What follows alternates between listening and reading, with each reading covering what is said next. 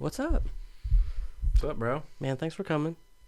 Yeah, no problem. I always like to start with that because it's not so easy trying to schedule these and get them set up. Right on. Especially, and thanks for, this is a late one. Mm. So, yeah, I'm glad you were able to fit us in. Yeah, I'm a night cat anyway. Yeah, Yeah. me too. I always have, man. It's, it seems way easier at night than trying to do shit in the morning or even during the day in general. Yeah. I don't know. Everything just goes by smoother, it seems like. And I like it a lot better because there's not so much hustle and bustle, you know? Yeah, I always felt like that. My best work is done from midnight to 6 a.m. because it feels like I'm kind of in my own zone. Yeah. I don't have whether it's subconscious or not. Yeah. You know, with the rest of humankind, it seems. Yeah. Like you're kind of hiding away, doing your thing. Yeah, not interrupted. Yeah, totally. That's the big kicker right there. So, what kind of music you play? What are you into? Well, I started playing the drums, and I'm into more stoner rock bands, Melvins, Tool, Nice. King Crimson. My background listening-wise has been more punk rocky. I was really into Bad Brains and the Stooges and all that stuff when I was younger. Yeah. And I grew up at the time of when Sublime, the self-titled album, came out, shit like that, you know. So I'm 36. So I listened to a lot of that stuff. As far as in songs that I write, they're nothing like any of that stuff. Yeah? Yeah, it's I don't know where it comes from. What kind of stuff you writing? It's just I don't know how to describe it. They booked me as Americana. Okay. Which that term always got on my nerves. I really don't even know what that means, but I guess that means if you're not playing rock and roll or blues and you're also not doing country, they just throw you in this weird category. Yeah, it's so broad too, because you have everyone from like even bluegrassy, like Trampled by Turtles could fit in there. Mm-hmm.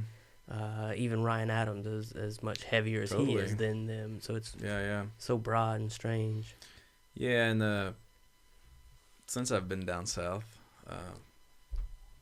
I'm a Southerner by blood, by heart, but you know, I've lived out there for 12 years out west, and my best friend's, her name's Jenna, her little brother, I went to see him, and hanging out with him and all of his kind of they very much identify with their trucks and their cold beer and their guns and their camouflage and stuff. And right. Nothing wrong with all that stuff. So I got to thinking and listening to some of the stuff they're into, and I got to thinking about it. So I've got 2 tunes right now that I'm working on that are totally southern vibes. Still my style, but the content is, you know, southern. Yeah. It's I think it's really a good inspiration, like being from around this area. Just in art in general, there's a lot of good stuff you can pick from it. Yeah, I do too. People ask me, no matter where I go, where are you from, man? I say, well, I'm from an oppressed culture. So when I sing, I fucking mean it. And the punk rock in Little Rock, Arkansas is way better than anything you can see in Seattle or San Francisco. Way fucking better. Yeah. You know, we're not a bunch of head bobbing passive people because we have something to revolt against. That's true. It's very true. Yeah. So I think it's an advantage too. Yeah. I just found out actually earlier today that shit, what the fuck is his name? God damn it. This happens way too often. CCR Fogarty is not from the South. No, he's a Bakersfield guy, I think. Yeah. Which was crazy to me. Yeah. Because he has a lot of that, I mean, he sings about it in almost all of his tunes, you know? I was surprised about that. Right. But yeah, you're Oregon, right? Yeah, I live in Oregon, yeah. Yeah, we have a weird thing on this show now. It's several episodes running, several guests running, that all talk about how great it is, Mm-hmm. which is, I mean, it's the best. It's my favorite place. Yeah. I tell everyone that that's where I would be if I wasn't here. Yeah, I had a bicycle mechanic friend that worked at Vino's when I was going to college at UALR, and he told me, man, I got to get the fuck out of here. You know, even though I own land, and I was doing my thing out in the country. You know, I was in a band, and we were playing all the spots around town, and he said, well, there's Minneapolis is popping off as far as, like, places for young artists to go and live cheap and be around other weird people and find interesting things to do. And Portland was on the list. And I remember the waterfalls and shit like that I see on TV. So I had a Ford Ranger and $600, and I've been gone for 12 years. Nice. That was that. You just knew from the get-go that was the spot, or at least the starting point? Well, I went from New York. From there, I went to New York City. So How did that turn out? it was fine. I worked on a film documentary about underage heroin addiction. Oh, shit. Missing children, shit like that. Worked on a documentary for 6 weeks. And How did you get involved with that? just filmmaker friends from wherever. One was out of Cleveland, one was out of Portland. Another guy was from New Orleans. I don't know, I just know people. Just meet people along the way, you know. And that was more like I was carrying the gear and actually talking to the kids and telling them it was okay and making sure they got paid, Yeah. you know, for being in the documentary. But we weren't narcs. They were really afraid of us being narcs. I remember that. Oh, I'm sure. Mm. Especially, Hell, I was 25. what year was that? I don't know. 2010.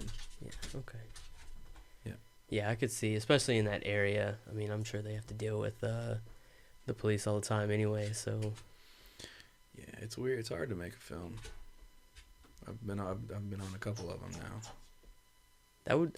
That would seem like it would be a tough one anyway, just because of having to you know, scrounge up those kids to talk to them, you know. Yeah. And then actually, you know, getting them to sit down and talk to you for a minute. Yeah, and I don't think it went to Sundance or anything like that, which is a big deal. Yeah. But some little Northeast film festivals, and it brought awareness, you know. But Yeah. that was a fucked up deal. Yeah. That's the reason I was in New York, though. That's a tough one. I never went to. I think I saw one show at Radio City, but most of the time I just listened to jazz music in Harlem. Like I never did the Ground Zero or the Times Square or the whatever the fuck else you do. I did go to Ellis Island. Yeah. That would be a. I've been there 2 or 3 times since, and it's just not my deal. Yeah, the city itself, or just those tourist spots. I don't think it's a city necessarily, because it's okay. I don't like the cops. Right. That's for damn sure. The people, I actually do like the people. It's not my thing, but I like it better than what I have to deal with out west. Which is If somebody, it's like, we have this down south too. If you want to go up to any person, most people have the personality and the confidence to be like, hey man, where'd you get that sandwich? Is it a pretty good shop? Cool, you know, anything cool going on around tonight? They'll be able to judge you and and be like, yeah man, you seem like a cool guy. Check out Whitewater. Yeah. Or whatever. And the Northeast people are like that too. But out west, they're not. They're like, oh, you're not already cool. And people don't say hello to each other. Up Northeast, they do. But it's a little more pushy. Yeah. Yeah, they'll have this real weird inner anxiety to them. Oh yeah. I don't know. I haven't thought about that in a long time. And they live in boxes the size of this table, man. Yeah, it's very city. Very city life. It's hard to relate to someone on that kind of country level, you know. Yeah. I've only been out that way once, and I was pretty young, early teens, so totally different set of eyes than it would be if I were to go there now. Right. Yeah, every 5 or 6 years you should revisit the places because things do change. Yeah. A lot. Yeah. Yeah. The places change, you change. Mm-hmm. Yeah.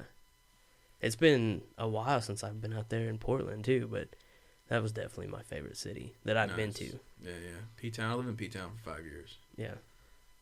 In the northeast part where when I moved there, it was just kind of punk rock, dirty kids and black folks. And that was the last neighborhood of the city.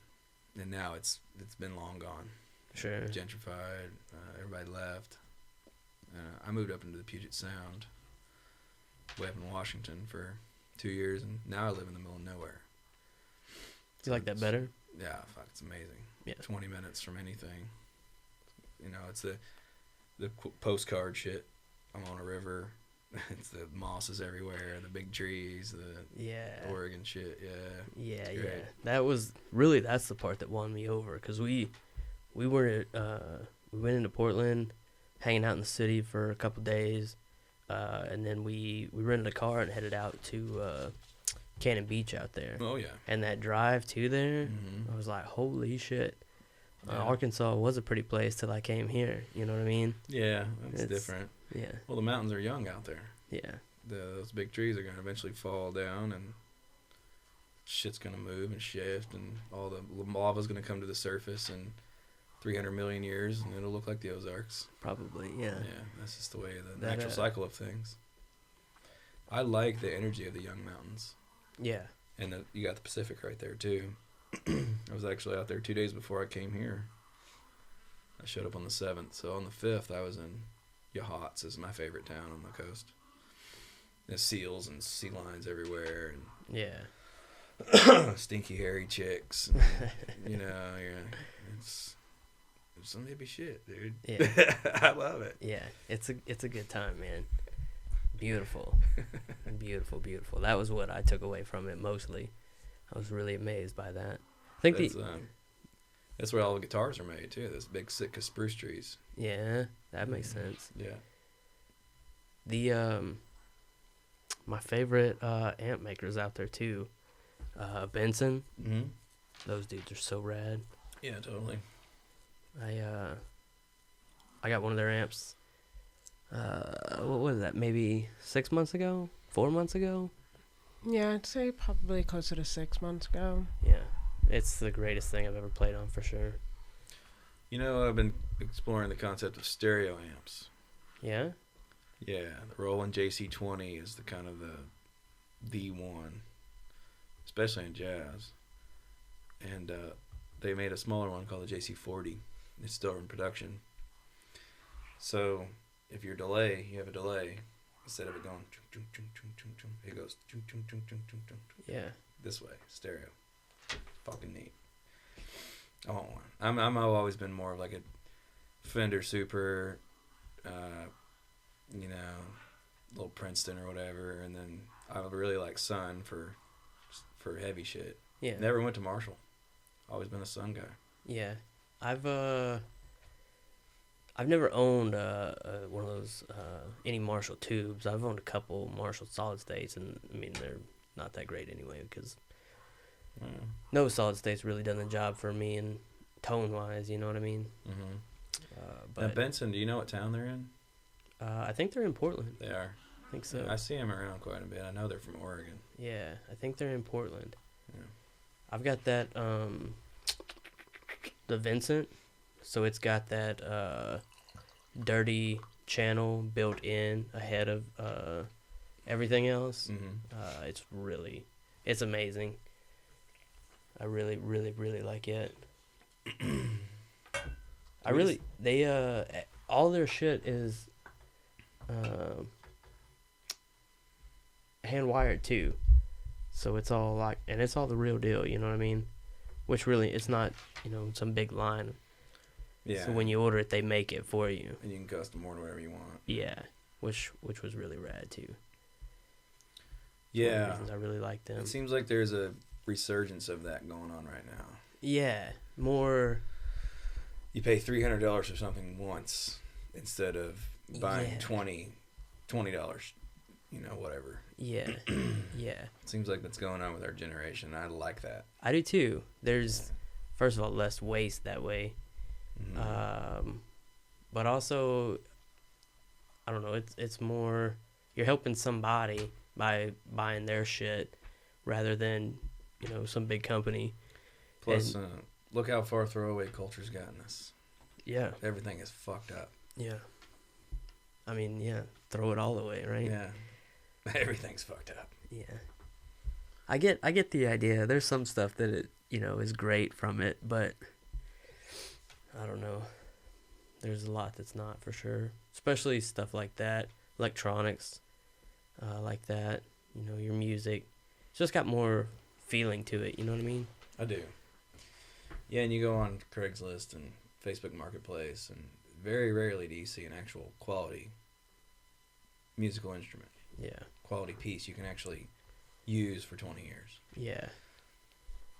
Yeah. And that's, I understand where it comes from, the consumer level shit. I get it, but I think people within our age group are starting to save their money and buy something once Yeah. and then keep fixing shit. My friend's a cobbler in Portland, and she's balls to the wall. So fucking busy. Yeah. Same concept. Yeah. I have saddle maker friends in Montana, and like shit I like to buy, it just lasts forever. Yeah. Yeah, I knew. Yeah, like boots, man. Too. I saw yours Exactly. when you came in. Yeah, It's the same thing. Like, totally. get a new pair of tennis shoes every year. Just buy a pair of boots and resole them when you need to. Yeah, and you get different pairs for different shit. Well, yeah.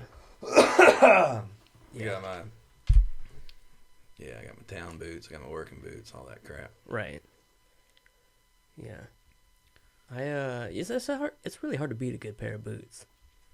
It is, and I think that if you grow up wearing the heeled boots, like I like Birkenstocks, but they Yeah. actually hurt my knees.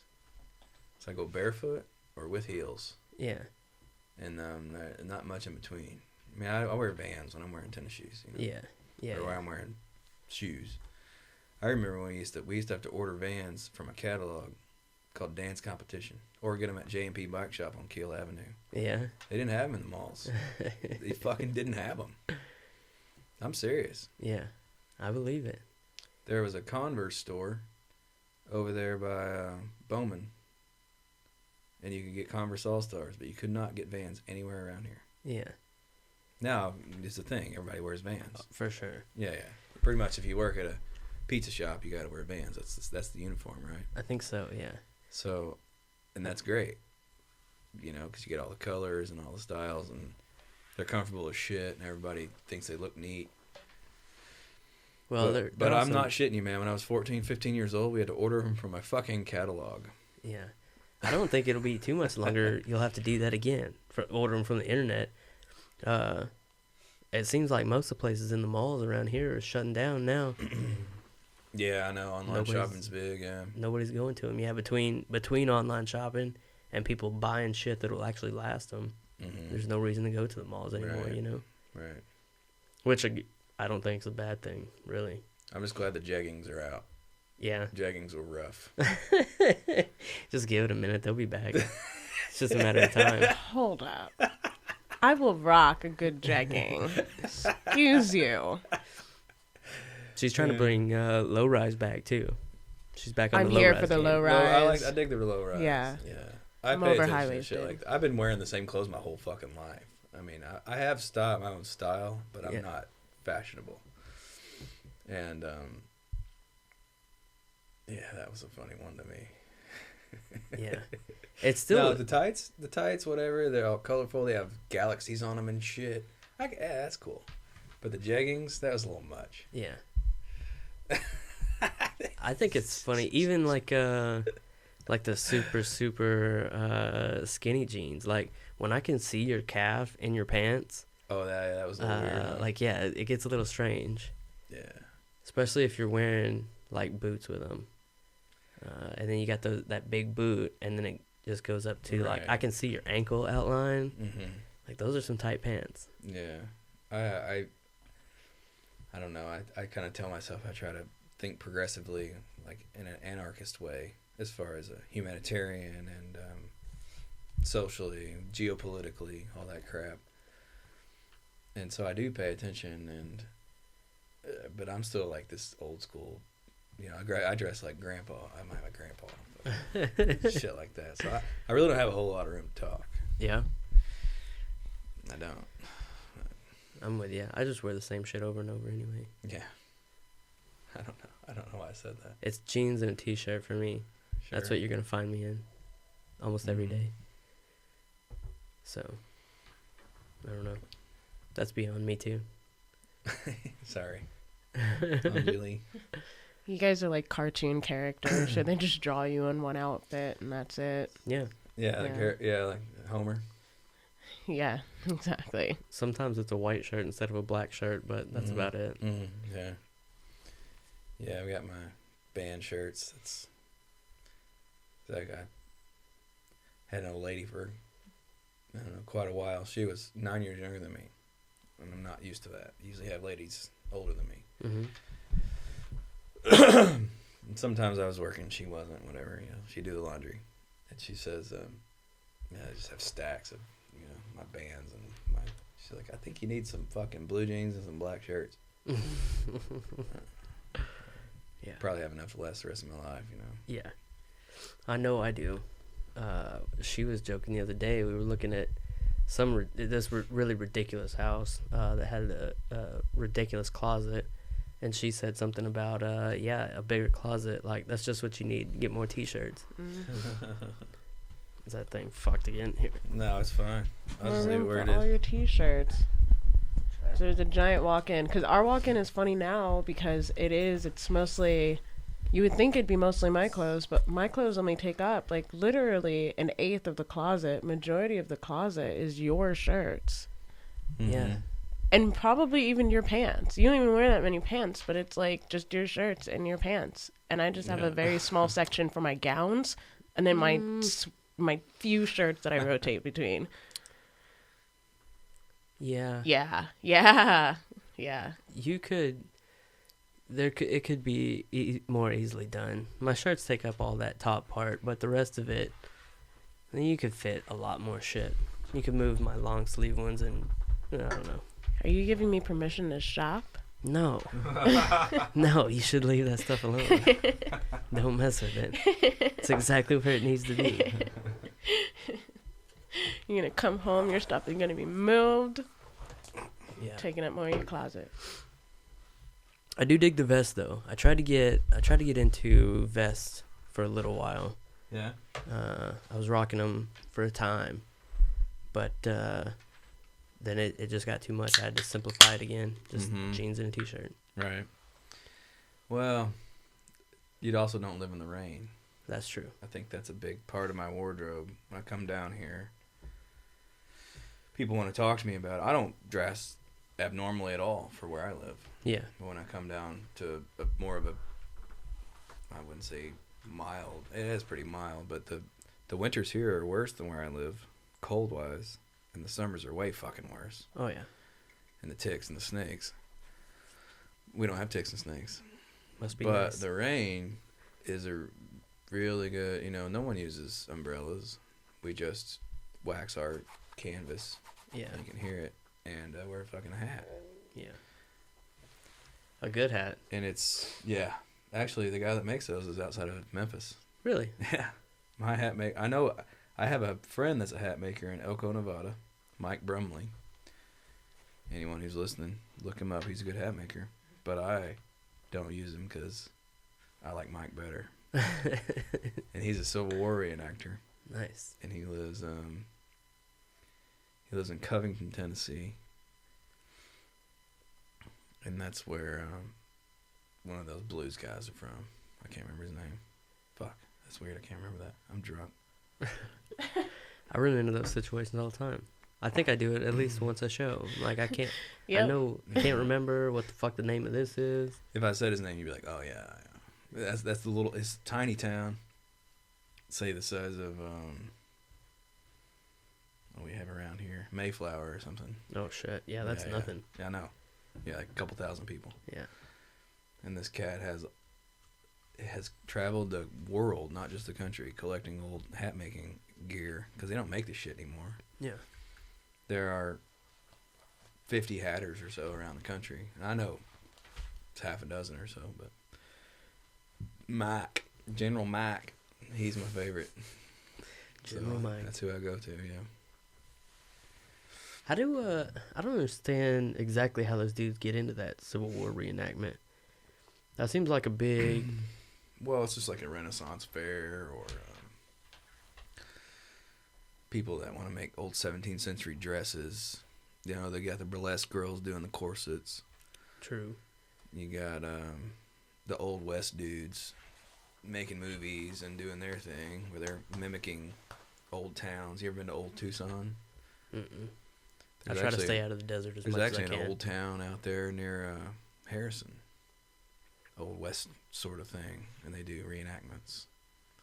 It's just this thing. I mean, I guess I get it for like a movie, but maybe not so much like. For historical purposes. Yeah. Yeah. Yeah. I mean, you would imagine all the dudes that doing it, they already know the story, right? So, and I mean, I've never been to one. I don't imagine there's people just standing there watching, Mm-hmm. but I guess there could be. I don't really know how that works out. My understanding is that there were two really famous battles in Arkansas. Pea Ridge is one of them, Mm-hmm. and this something creek that went from the airport to BB. That's a good little White stretch. Count, yeah. The other side of Searcy. And one of the cemeteries is in Cabot. There's others here and there, but that was like two of the major big ones. Where, I mean, can you imagine that shit? No, I can't imagine any That was battle. some wild shit, man. That shit was really fucking crazy because you still had cannonballs hurling through the air. And you're fighting your bro. Yeah, that too. Yeah. Like, oh, you're from Indiana and I'm from Mississippi. I'm gonna fucking kill you. Yeah. That's fucking weird. That is crazy. Well, not only that too, but I'm sure that considering the whole situation, I'm sure the South had a lot of dudes, a lot of black guys that were fighting that didn't want to fight. You know what I mean? But like, do this or you're gonna die anyway. I want to say this right now, and it's actually a historical fact. The North had more slaves fighting for their army, and the South was trying to secede, and they weren't paying the piper, if you will. Right. They weren't paying their taxes to the Union. Right.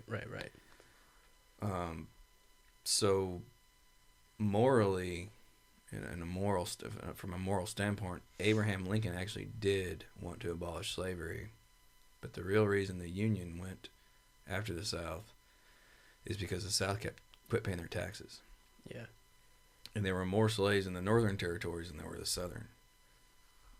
Not a lot of people know that. It's fucking weird, huh?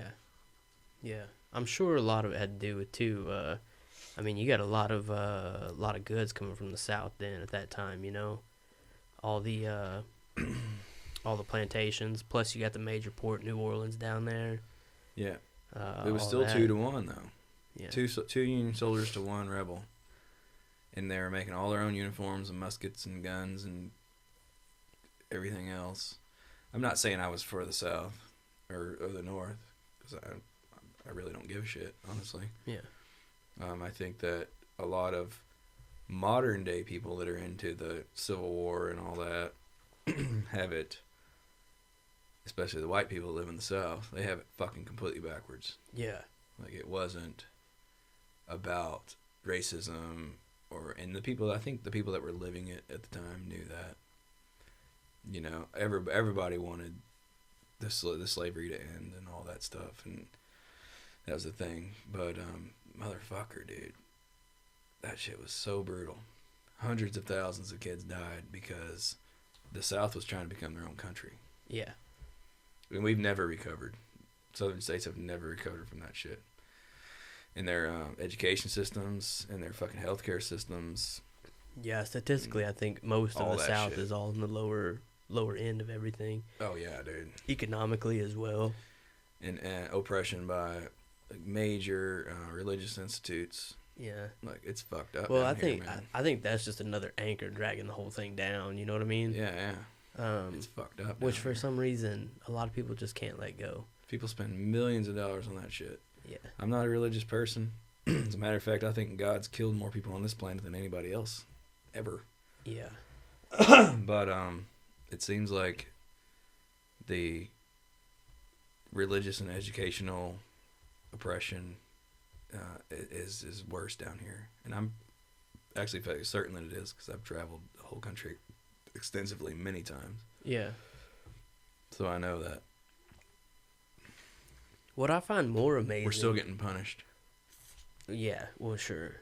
Well, I find it's pretty funny. A lot of times you get these, you get a lot of people in the South that I want to say they're just ignorant to the whole thing, but they bring on their own downfall with it all. You know what I mean? They do, Which, yeah, and it's sad. yeah, and just by not letting things go, not. I don't know. It's like they're proud of being lower on the ladder, or proud of their ignorance, almost. Yeah, I call it begging for your own oppression. Yeah, yeah, that's a good what way I of call putting it. That is definitely a good way of I putting never it. understood someone that can beg for their own oppression. No, it's crazy. I can't relate to it, No. and it makes no sense philosophically. Yeah, that's what I mean. I don't understand it in the least. How you No, could it's fucked up, man. try to keep that going for yourself. It's moving though. I mean, it's changing. It's going in the direction of we have gender equality. We're working on all these equalities. Yeah, So at least our generation's doing some shit. trying. And we're not just Trying, going to believe I what the think. television tells us and what the preacher man says. Yeah. You know, we're Well, that's another thing too. I think a lot of people are just getting rid of a lot of that in general. the religious shit. I know. Religious shit, TV shit. TV Yeah. shit. Yeah, They basically. are. You just got to watch the internet now. A lot of those brainwashing propaganda machines are figuring out better ways to evolve as well. Yeah, but even now with the hate, like someone is on Facebook and they're displaying like open hate, and that's hate toward the Middle Easterners, all those goddamn sand niggers, Muslims or whatever, and it's hate toward their own countrymen. That's not tolerated at all. If somebody does that shit on social media, they get attacked. They don't get ignored, and they don't get, so that's a good thing. They don't get ignored, and they don't get fucking, what's the word, reassured that Yeah. that's okay. But they're still there. That's what's crazy. They're still there. They're still there. I was yelling hanging into out the with void. the racist guy the other day. Yeah. One out of about 20 people, and I was just telling him, like, that's the worst thing you can do. Yeah. So he's a Christian too. It's like the most non-Christian shit you can be. Well, and that's another thing that's funny as well. A lot of times that goes hand in hand, it seems like. Yeah, and we're fucking sick of it. People Yeah. our age are fucking sick of that shit. We Yeah. can't move forward and live our lives that way. Sure. It's disgusting. One of the main reasons I don't live here anymore. Yeah. Honestly, yeah. Yeah. Yeah, I'm sure there is still some out on the west, but very, very far less as compared to here. Yeah. I mean, I live in the bluest state, the most liberal state in the country. But if you go so 60 miles from the Pacific, you get Portland, Salem, Eugene, down into Ashland. It's like 60, 70 miles. You go past that, there are some, there's Mormons, there's Amish, there's a bunch of the people that are pretty blue collar Trump sort of people, and a lot of people are surprised by that. But even there, I mean, if you're an asshole, you're a fucking asshole. Sure. You know. You can be on either side of that fence and still be an asshole. Yeah, it drives me nuts.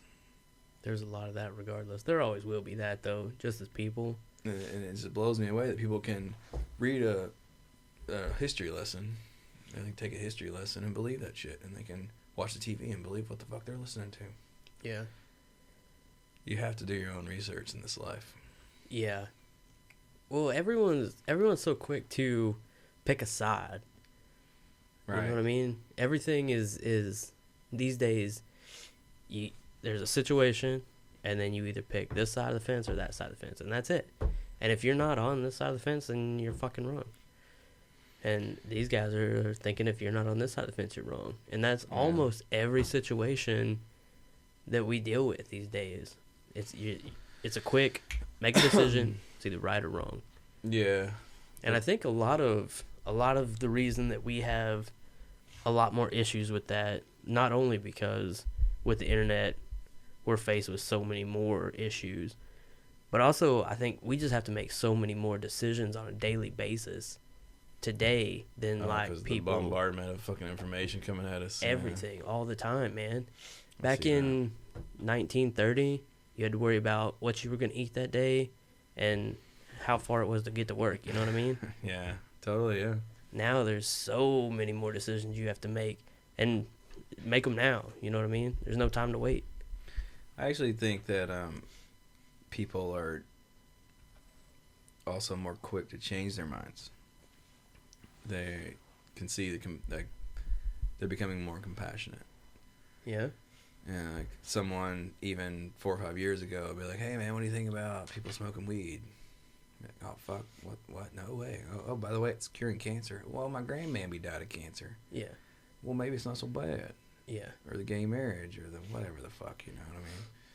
The racism shit, all that stuff. I think that people are actually becoming more compassionate because of the information. So there's good coming out of it too. Yeah.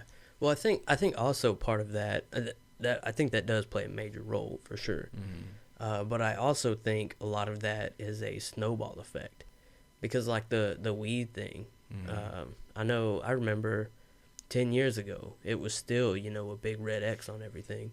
I know. And I mean that's not that long, but all of a sudden now most of the people you talk to, I don't think it's not only because of all the research that's been put forth, but so many people have started to voice like, hey, this isn't so bad. This isn't hurting people. People are traveling more too. Either get out of the way of the snowball or country. get sucked up in it. You know what I mean?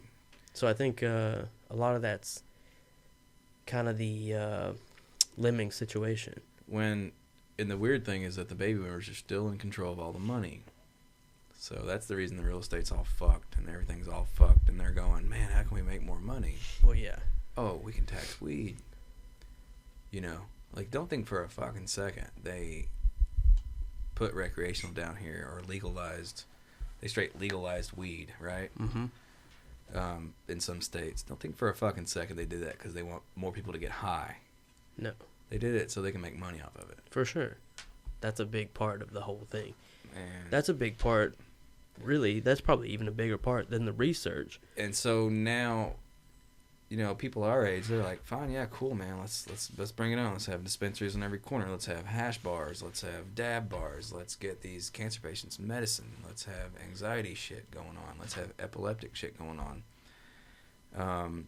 We need to help these fucking kids that are born with these weird diseases. And there's all the technologies there. All the synthesizations are there. But they just give you like, there's a little bit at a time. Yeah. Here you go. Here's a little bit of that. Oh, by the way, 65% tax. Yeah. Yeah. Are we going to do different? That's the question. That's late stage capitalism, though. Yeah. Capitalism is great when you're trying to get an economy going. Yeah. But the late stage is where it starts to get rough. It's the same thing with democracy, I think. I do too. Look at where we're at now. This late stage democracy is not so great. There ain't really much of a democracy at all. Exactly. Yeah. But you look at even like the Greeks, the Romans, where the Greeks, less of the Roman, the Greeks who invented the democracy. I mean, look at where they're at now. You know what I mean? It just doesn't. It's not a government that's gonna last because you get too much corruption. I'd say I give the U.S. about another 100 years. Think so? Yeah. I don't Not know. necessarily before we get taken over, but before we have to regroup. Yeah, I think we'll implode on ourselves A before. lot of people say less than that. I mean, maybe it but I doesn't look think good right 100 now. years. Man, fuck no, dude. It doesn't look good right now. It's nuts.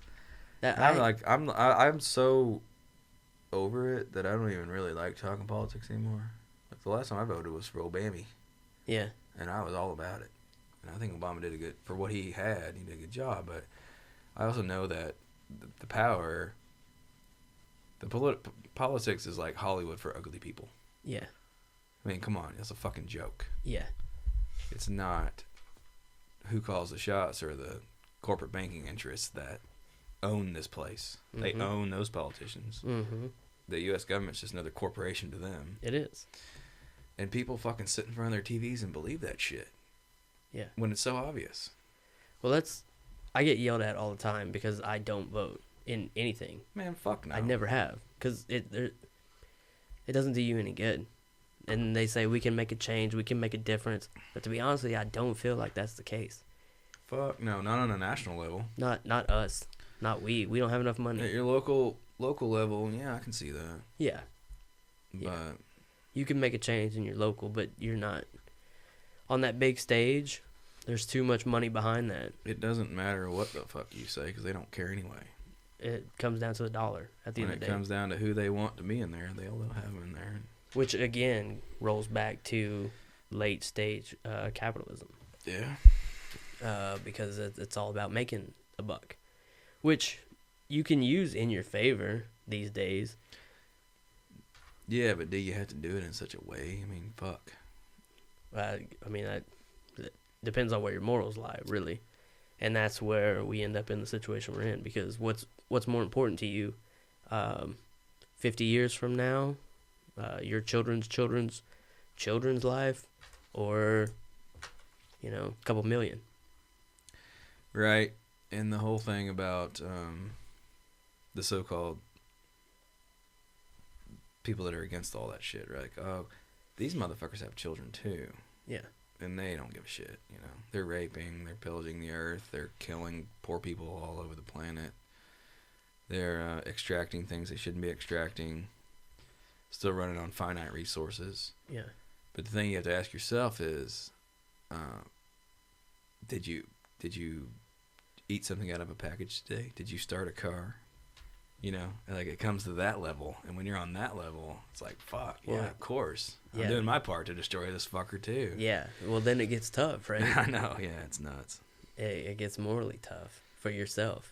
And we're Western Americans, which is like, America's a weird Mod Podge because we have all this privilege in the sense that we can have our Taco Bell when we want it. We can have our packaged hot dogs and our beer and our everything's in a neat little, here you go. And it's all got a bunch of shit's going to fucking make you sick, give you cancer. But we can't get our taken care of. Yeah.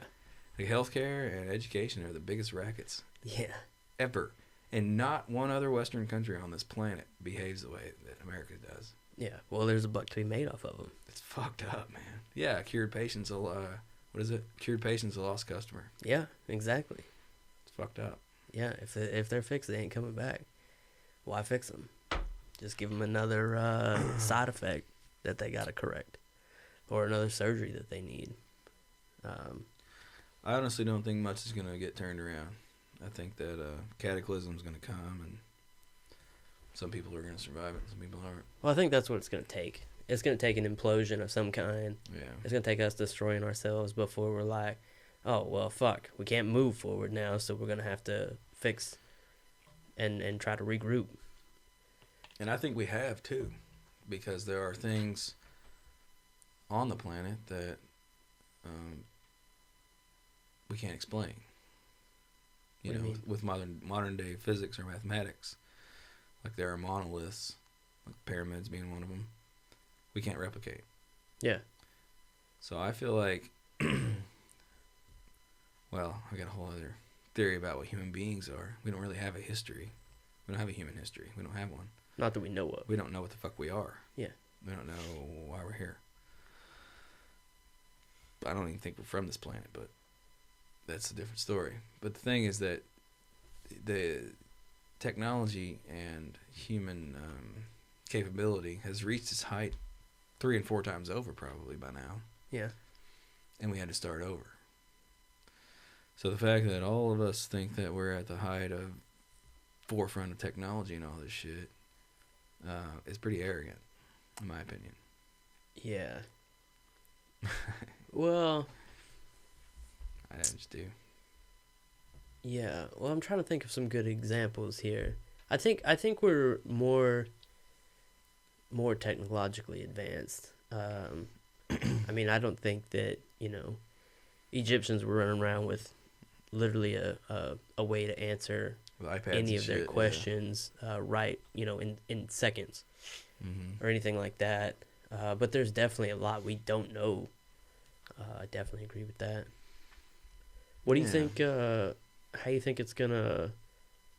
How you think that'll play out? You think that once something catastrophic happens and we have to regroup, we'll be able to move on in the same way? Or you think we'll how you think we'll move forward?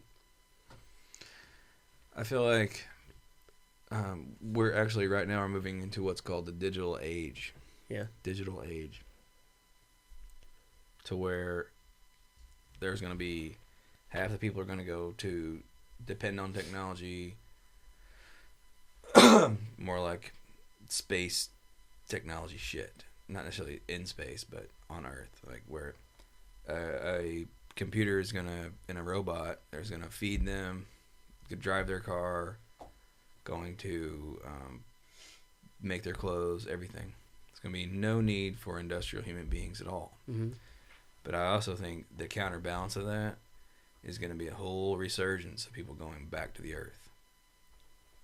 So you're going to have these huge pods of cities where people are living, idiocracy style, and people are going to actually start using the fucking land as well, because this is only for the rich, and people aren't going to be able to afford to live in the pods. The utopitarians, sure, is the term for it, I guess. They're going to be stuck in the digital age, when a lot of people that are kind of either on the fence or don't have the money are going to go back to the earth. That's what all the solar and the wind and the growing the fucking organic food and propagating the bees and all that shit's about. Yeah, if it's even still usable, that's the big thing, right? Right. I think that's probably one of my bigger fears with the whole thing is, because I know, a lot of scientists say now if the bees go, everything goes. Right. Which is pretty terrifying, because what else are we going to eat? Yeah, and how could those fucking dumb shits spray DDT for so long? Yeah. Yeah, it's insane. It's like, Well, and on the and where I reside and have lived my life for the last over a decade, it's going on there too. Yeah. But most everybody that I know and associate with is 100% against it. That goes back too to what's cheaper and easier and can make me a buck right now. Yeah, and that's because the human being is a fucking flea. Yeah. We're parasites, dude. For sure. No doubt. It's not. I really don't think it's the human condition in our hearts and souls to live like that. I think our society is ill. It's sick. Like, it doesn't make any sense to kill the bees, to kill the air, to kill the water. We can't even fucking drink out of the river, dude. Yeah. There's no way. Yeah. You shit for 10 days if you drink out of that river over there. Yeah. That is not okay, man. Here's one way that I have been thinking about it. So on the grand scheme of things, when you get sick, you have a parasite or a virus, whatever the case may be. Its goal, right, is to replicate to the point that your body can't take care of it anymore, and it's just trying to feed until you're basically done. Mm-hmm. If your body can keep it under control, it can be there for a long time. Cancer, people can live with cancer for a really long time. Everybody's born with cancer. Till it replicates to the point that your body can't keep up and just shuts down. Mm-hmm. And I think people are just the same on the planet, right? So I'm going to sound real insensitive when I say it. We're all the time, like, trying to find better ways for people to stay alive longer, live longer, Right. things like that. But now the world is so overpopulated. We're that virus, that cancer that's just getting too much. You know what I mean? Yeah. So I think eventually we're either going to get flushed out or we're going to destroy the host. We are. And I actually don't think that the world can't sustain the people, but the world can't sustain the people's lifestyle. Like, the planet itself can sustain human beings, Yeah. but it cannot do it under the model that we're living right now. But here's the thing. Can you talk that many people into going backwards? No. So Half of us are going to have to die. there's a fork right here in the road. Either They're going to be like, yeah. back in 2035, half of us died, so this is what we do now. Yeah. Yeah, something major's going to have to happen. Yeah. It's that or And then, all of us. And then 300 years, 400 years are going to go by, and the same shit's going to happen. Yeah. I don't know, man. We're fucked up. Yeah. Yeah. Yeah. But when I think about it, I don't know that any other species that on the same planet that if they had the same sort of intelligence that we do would be any different if they could, you know what I mean? I think if they are. those 3 dogs, I think if I could teach them how to use a phone and be able to solve their problems like that, I think they'd run into the same issues eventually. Yeah, but if they were in the wild, they would only harvest food from certain areas, and they would migrate back to when it replenishes itself. They have instincts that we do not possess. True, but their population would still be a lot less than it is. Yeah. If you let every pet loose, a lot of them. Oh, that's our mess. That's our fucking mess. That's humans. I mean, animals have been dogs. Have been domesticated for a really long time. Yeah. A lot of them would survive. A I lot like of to them hope so. would not. I've been on reservations and shit where there's packs of dogs you have to watch out for. Yeah. Yeah, they do. Mexico is like that. But, I mean, statistically, anything in the wild is going to not live as long as something that is domesticated. Yeah. I don't know, man. I think people are a lot the same, too. You take most people and throw them in the wild, they're not going to make it as long. You know what I mean? Let's talk about sex. Let's talk about sex. Okay. I want to talk about the fact that social media is actually making people fuck less. Less? Yeah, How so? because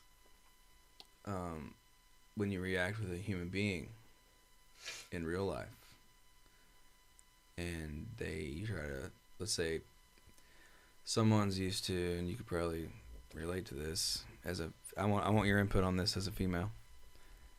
The social media shit has been so overwhelmingly aggro, and everybody's so fucking sensitive, and this and that and the other.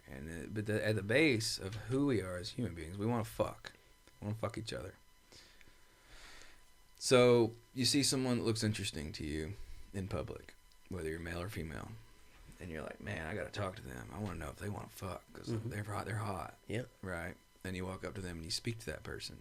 Even though they want to fuck too, they will blow you off because they're too busy being under this veil of, they're protected under this veil of, I can just go and talk about it later on my computer or my phone. People are losing the ability to fucking communicate with each other. And, okay, so like sex is one of the main ones. Mm-hmm. But just besides sex, making friends is harder. Yeah. I think... And getting information. Like, you walk up to someone and be like, man, hey, how do I get to Sam's barbecue or whatever? And be like, what, you ain't got no phone?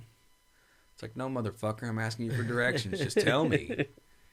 My phone died or whatever. I don't fucking know. I don't have a phone. Yeah. Not everybody can afford a smartphone. Everybody acts like everybody has smartphones, but they don't. Yeah. You know, most of us do. But with the courting thing, people are fucking a lot less than they used to. And they're way less promiscuous. And people are also, especially younger people, are wanting to be under protection of their authority figures. As to where when I was growing up, I snuck out of the window as soon as I could. I don't know. You think so? Every chance I could. Nowadays, kids aren't sneaking out. Kids aren't finger banging. They're not fucking till they're 18, 19 years old. You don't think so? I don't think so at all. Because these kids are watching porn before they even ever take a kiss. Make a kiss. Yeah. Okay, that makes sense. They're just jerking off all the time. So not only is there an expectation, especially the boys against the girls, I'll say that against the girls because they have this expectation with the girls, they're not doing it properly. You know? Like they don't know how to talk to women. They don't know how to fucking. Yeah, but And the reverse side of that is when I'm a guy. I'm speaking from a guy's point of view. When you walk up to a woman and say, "You seem like an interesting person. I would like to share some life with you." It's like the basic shit, right? No moves, no suave. Hey, girl, what's up? Nice skirt. None of that crap. I would like to share some life with you because you look interesting. More than ever in the history of my life, anyway, will that girl go, "No, fuck no, I'll just go home to Facebook." And like, what the fuck is that about? It's harder to talk to people. I think it is harder to talk to people. I don't know that it makes it. Do you feel anything I'm saying?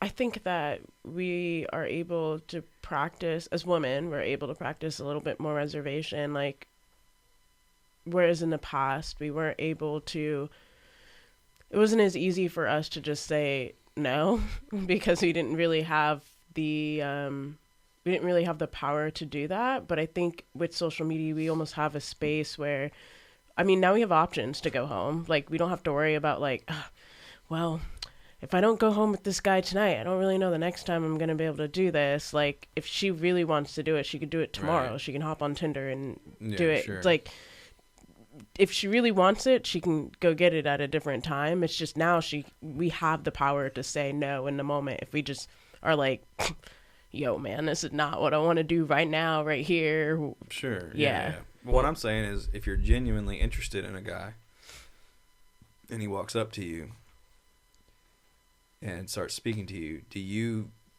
are you susceptible to that? Are you cool with sitting there and talking with him and all that stuff? Or do you get freaked out and you think, this guy wants something from me? Oh, he's creeping me out. He's freaking me out, or whatever. Well, I'm not even speaking personally. I'm just like, a lot of my chick friends, they say, man, that's interesting that you say you don't feel like you could blow a guy off, but well, I think another thing it's too. harder to talk to people, anybody at all. I agree with that. Whether it's straight man to straight man, straight chick to straight chick. I agree with that. Whatever. But and this is coming from a male perspective as well, and just what I'm assuming, it's stories about dudes doing heinous things to women is a lot more prevalent and a lot more spread now. Right. So I know a lot of the stories I've heard, a lot of things you can read now is women are just scared of dudes. You know what I mean? It seems that way. And they have asked, and I feel like that women have asked our generation of men to step up and respect them and really truly see them as equals. And I think we've done a fairly good job. I think we're definitely. I think we have better. a long way to go. Yeah. I honestly do. But I think we've done a good job. I think most dudes. You walk up to a girl and you say, "Hey, what's your name?" Not, "Hey, baby, what's up, girl, darling?" "Oh, hi. Hey, Leah." Yeah. "How you doing, Leah?" You like, speak to these people, which started, I think, with us way back. Yeah. Our parents didn't teach us that shit. We just came up with it. Yeah. Well, at the end of the day, you gotta. I'm a feminist. Think of him as a human being. You know what I mean? And I know it's kind of douchey for a guy to say he's a feminist, but I really do want a woman to be my equal. But when I don't know, It doesn't really happen to me all that much. I just see it as an epidemic in our culture. Yeah. Well, it is a lot harder to talk to people in general. For one, communication skills are totally off. Yeah. And everyone's doing this. Yeah.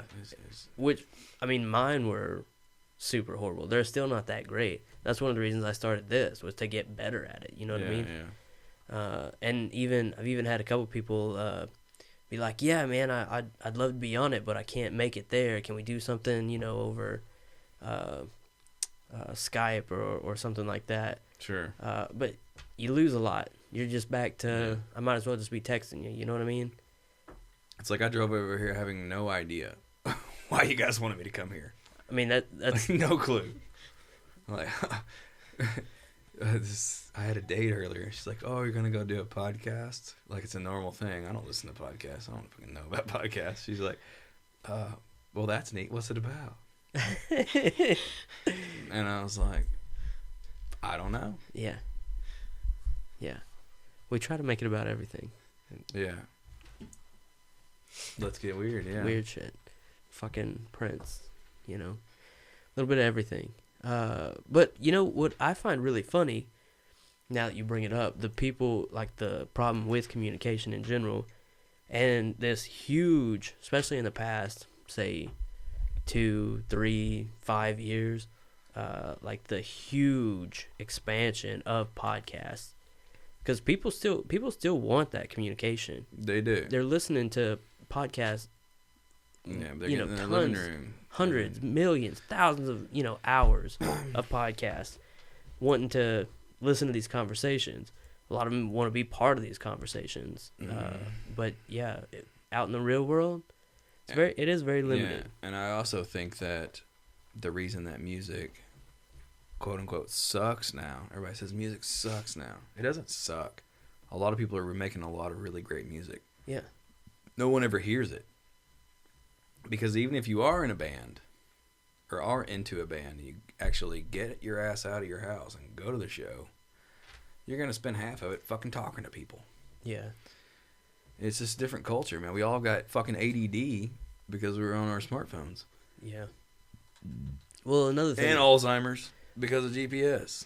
Yeah. It's fucking fucked up, man. Yeah, you were talking about like asking someone for directions. If someone asks me for directions, I'm like, oh fuck, man, let me fucking Google that for you, because I've been there, but I can't tell you how to get there. Yeah, not without my fucking GPS. See, I actually stopped playing music publicly. It's been 4 or 5 years now. When I was 31, came back from Europe, and that was that, man. I was just burnt out, and America's by far the worst. Yeah. For that. You could drive 500 miles, stay up all night long, drive 500 miles, show up in some town you don't want to be in, and literally pour your fucking soul out. That's a sacred art form, in my opinion. And when I see other people do it and lose themselves in it, I respect it. And you might touch 3 or 4 people, everybody's fucking talking, and what happens? Bar manager comes over and gives you $100. Yeah. Like, I can't even make it to my next gig, dick. Yeah. It's fucked up. It is, but it's like your friend was talking about, Allie, the other night. Yeah. No one's coming out to see live music anymore. Yeah. Because they can just see it on their phone on YouTube later. Yeah. Fuck it. Well, also it's the oversaturation. And it's also money. Yeah. Shit costs 4 times what it used to, but people are making the same wage. They can't afford to go to the bars anymore. They can't afford to go out all the time. Yeah. Well, and what little bit they do have, they'll save it for someone that they really want to see, that they know that they listen to every day on their Spotify or and hopefully they iTunes. go and they put their phone on silent, stick it in their pocket, and fucking rage it. And some won't. Some won't. Some will. But that, kills your local scene right there, which is the guys behind those ones that everybody's listening to, you know what I mean? Yeah. So that next wave is already half dead. That's why I've always saw Little Rock as a gym, because, Vino's and Whitewater and Midtown and even that one little spot in Argenta, was it Sonny's? Man, these places have been around, and that's cool, and it doesn't look like they're going away. Yeah. Yet. lately, I feel like here I think in the that's area, great. we've had a good little And Little resurgence Rock Little Rock is unique in that. Yeah. I gotta pee so bad. I gotta go pee. Yeah. Go ahead.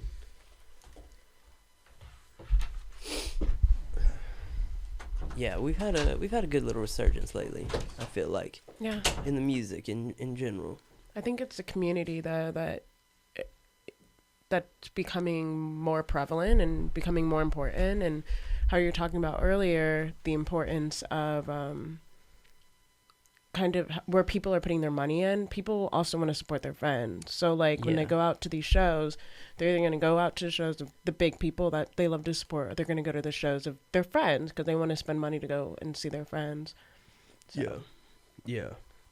There's a lot more, people supporting their friends, people supporting artists. Yeah.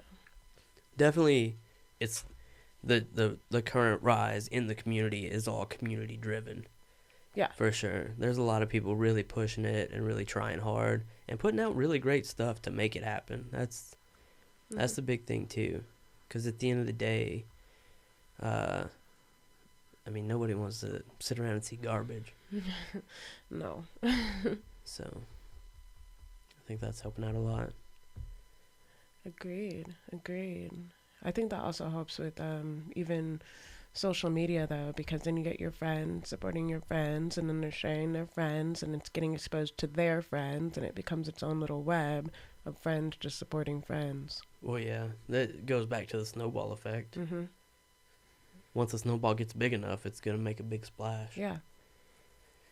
It's just got to collect enough snow on the way. Yeah, that double-edged sword of social media. Yeah, fucking social media, man. I Yeah. hate that shit. Yeah. It is a But double-edged if it wasn't sword. for social media, we wouldn't have met a lot of the people that we have brought onto the show. We wouldn't have gotten, well, I don't know, a couple people. It's not the social media I hate. It's the... It's dependency. No, it's the same capitalist environment that runs those, where everything's going through one person and it's all controlled by money and advertising. Right. Shit like that just gets old. Dogs are in here. Oh, no. That's all right. Fucking dogs. You can, That's if they're gonna okay. be, you can leave that door open. Yeah, so because they can come and they'll go. they'll get upset. Yeah, they'll be all right. If little guy's in here, it's fine. They'll make as much noise as possible anyway. Yeah. However So they can. What do you want to talk about? Everything, anything. Let's get weird. Right on. That I want to get more. I like the neon. I want to get more neon. Mm-hmm. There was somebody shared some neon today. Somebody who makes neon around here, and I was like, Ooh. oh Yeah. fuck. I'd like to get some cool. I can't remember now. See, I tell you, I have it all the time in this show. I Right. can't remember now who it was that shared it or what it was. Maybe it was up around Fayetteville. I don't remember. Anyway, I like neon. Neon's cool. So I'm not a Vegas guy, but I've played Vegas a few times. I've had some. I'm not a gambler kind of guy, but I like the big marble slates and the old world. That's like American dream sort of shit, you know. Yeah. If you go outside of Vegas, it's where all the old retired lights are. There's this, I forget the name of the park. It's not really even a park, it's just a junkyard. And just half a mile of the shit. Nice. You can walk through the old neon signs. That's fucking cool, man. I think It's a destination thing that, you know, people go to Vegas and they kind of get boxed in with the buffets and the losing all their money. sure. Take a little fucking bus trip out to that, you know? Yeah. It's neat. Those old signs and stuff. I think Tim Burton's got an exhibit now that's a lot of that old neon in Vegas. Yeah, he's an interesting dude, huh? He is. He's a strange character. Where's he from? I'm always interested where people are from. I don't know. See if you can find out where he's Yep, from. looking it up now.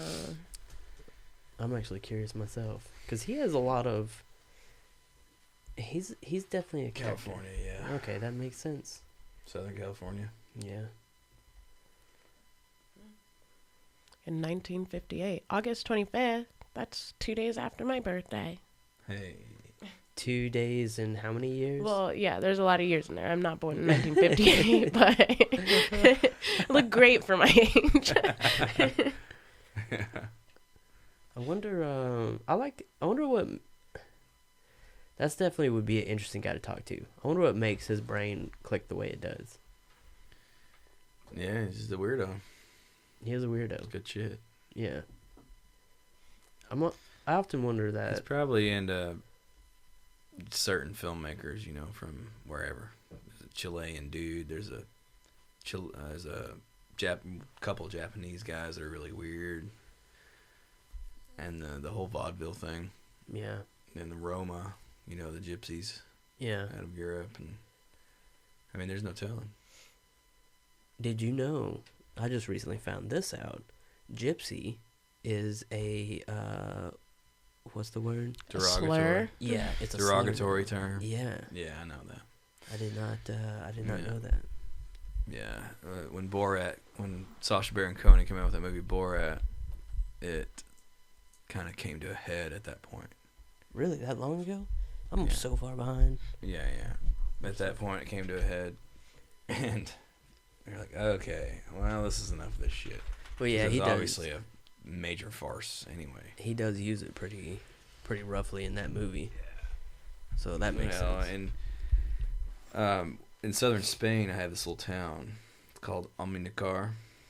I don't say that right. But- Probably better than I would try. Yeah, but it's a town, and it's on the Mediterranean, and there's a lot of Roma down there. So the Romer, it's just a bunch of people that basically don't have a home. Like the Jewish people were that way for a long time. Mm-hmm. And those are the gypsies. And then UK, they call them pikeys, whatever, and Right. down in that part of Europe, Mediterranean Europe, they call them gypsies. But yeah, it is, and I've never seen dark skin. So I'm really into women. I love women. Love Sure. women. I don't even know how I could. Some people are very sexual people. That makes them tick. I'm that way. A dark-skinned woman with red hair and green eyes. Motherfucker. Couldn't believe how beautiful these chicks are. It's kind of a unicorn, right? Oh, yeah. And That there's a was- bunch of them. That dark skin. But only in that particular sect of folks. Yeah, the Roma. Red hair and green eyes would be recessive, so to mix it with that dark skin, Fuck, it's a dude. unicorn. Yeah, you couldn't believe it. Yeah. It's nuts. And I didn't get any of that because, you know, the gypsies are something to be avoided when you're traveling. Also, you know, they're give them charity because they don't have a home and they are truly gypsies. Gypsy is a term, but to say that as a Western white appropriated, you know, person is a derogatory term for sure. It's yeah. So you're not supposed to say that. Which is strange to me. Yeah. Like my camp, I'm off grid. I climbed up into the side of the mountain and dug and set these tanks and have my own water system coming out of the side of the mountain, solar, have my own sawmill, all that crap. Yeah, self-sustained operating unit, and my garden, all that. And my friends call it gypsy camp. Nice. You know? So yeah, but it's not a cool thing to say. How long did it take you to It's get like saying there? Indian instead of Native American. You know, Yeah, which, not supposed to say Indian anymore either. yeah. That one I kind of understand a little bit because they weren't Indians anyway. I like Louis C.K.'s bit. Have you seen that? Uh-uh. Have you seen it? It's like those whiteys showed up over here. Oh, the Spanish. They weren't whiteys. Spanish people actually are pretty white. They're not dark skinned. And it's like Columbus was Italian, but the Spanish were here before that. Mm-hmm. Like, hey, you guys are Indians, right? No. Oh, you're Indians. You're Indians, right? No, it's a whole other place. We don't even know what Indians are. Yeah. Ah, you're Indians. Yeah. It's like that's Well, that right there pompous is fucking shit, man. that's history right there. Yeah, I know. The English, the Europeans, like, yeah, this is how we're gonna do it. Well, human history is that way, and it's gonna happen to us too. And they'll do it in the name of resources or in the name of whatever religion they're following at the time. That's just the human nature. You come along and see some shit you want, try to buy it. They won't sell it to you. You just take it. Yeah. Well, That's what we are. that's It's fucking brutal shit, man. yeah. Well, we're animals at the end of the day. And you have a bunch of us going, no, I'm a peaceful creature. I don't want to behave that way. But I can guarantee if the truck stop running. Yeah. I asked this recently to a bunch of city kids. I was in Cleveland. I said, if the truck stopped running, how long do you think it would take you to become a savage? They said 2 weeks. I said, more like 2 hours. Yeah, it wouldn't take very long. I might give 2 it a day or hours. two, but not much more than that.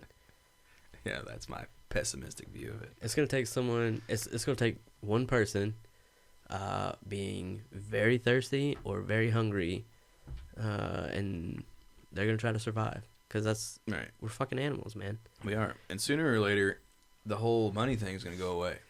And it's going to be about resources and survival. Yeah, money's not real. No, fuck no, it's not real.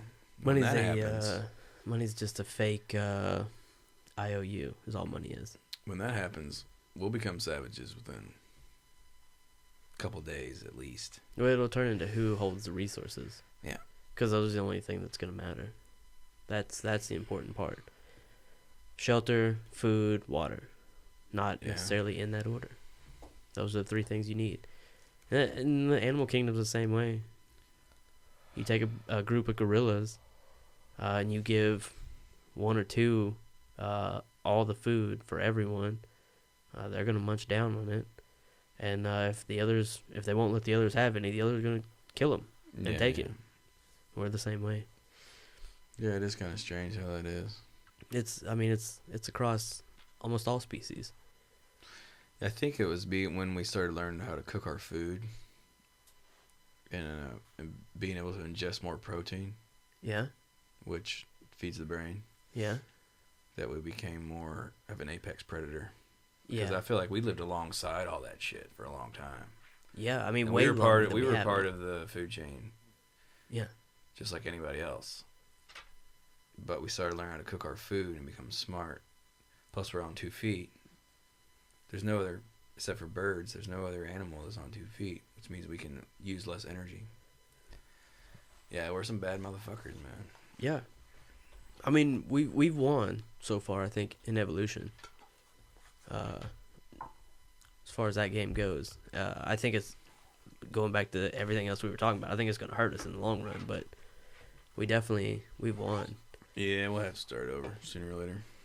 I'm If always it pretty. happens, you know. I'm always pretty curious at the spark that ignited all that. I think we were put here, man. You think so? Yeah, I do. As like, I think we were put here. Well, there's actually strong evidence out there that says some of the hominoid genes, which come from the homos, Homo erectus, Neanderthal, all that shit, mm-hmm. were spliced from the Earth. But that's 48 chromosomes. We have 46.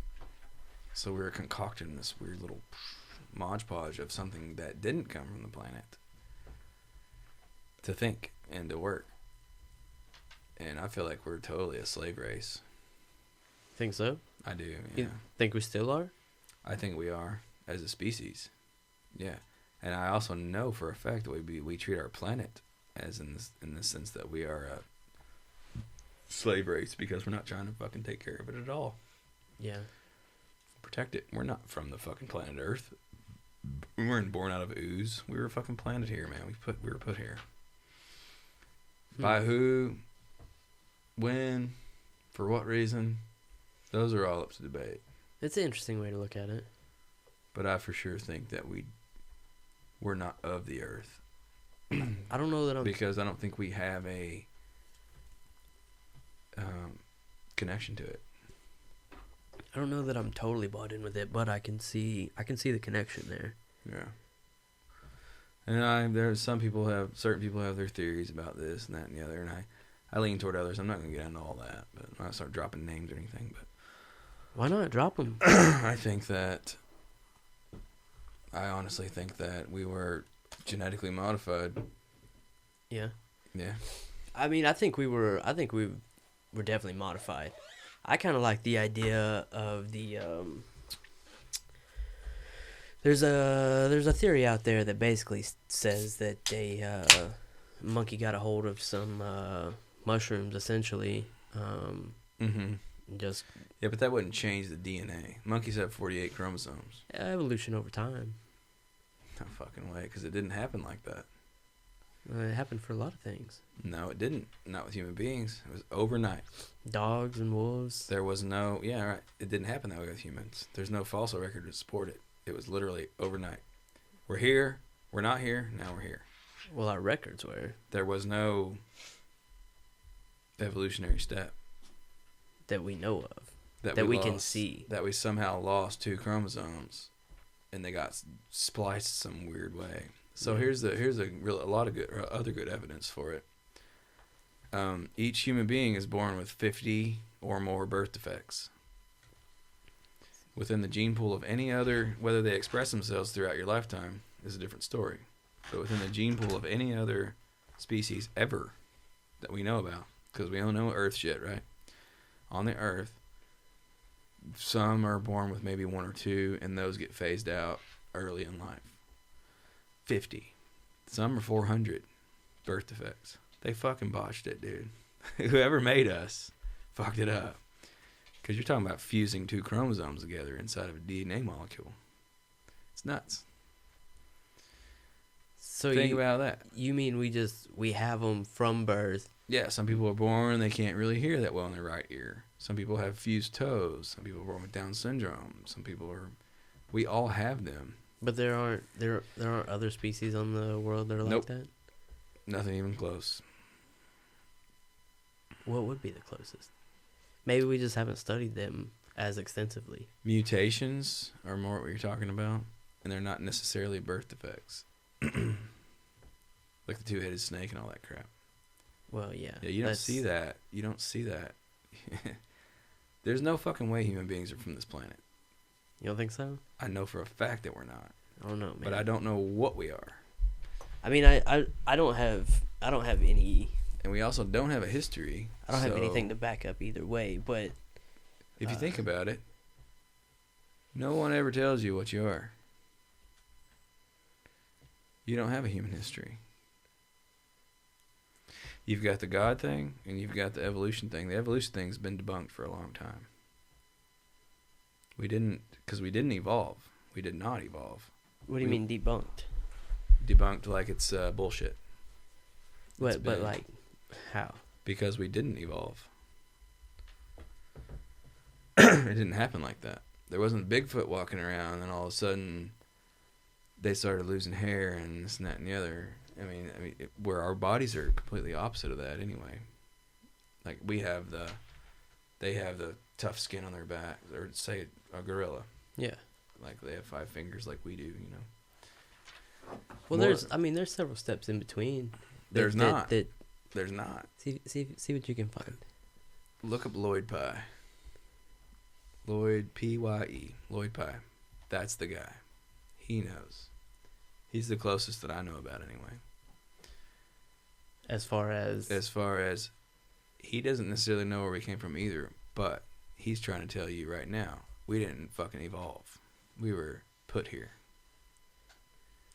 Everything you know is wrong. Human origins. That's a good one. That's a good one. And there's a 2-hour lecture on it that he does. Originally published, what'd that say, 67? Sorry, we're 1997. Yeah, 97. 97. I thought so. I was thinking more like 87, but I was like, oh shit. we don't.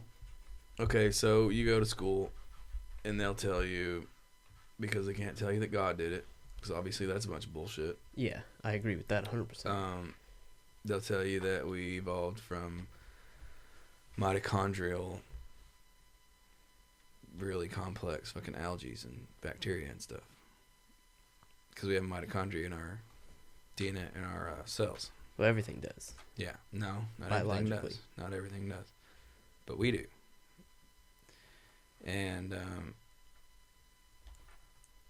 I should know more about this shit. I studied biology in college, but I'm drunk.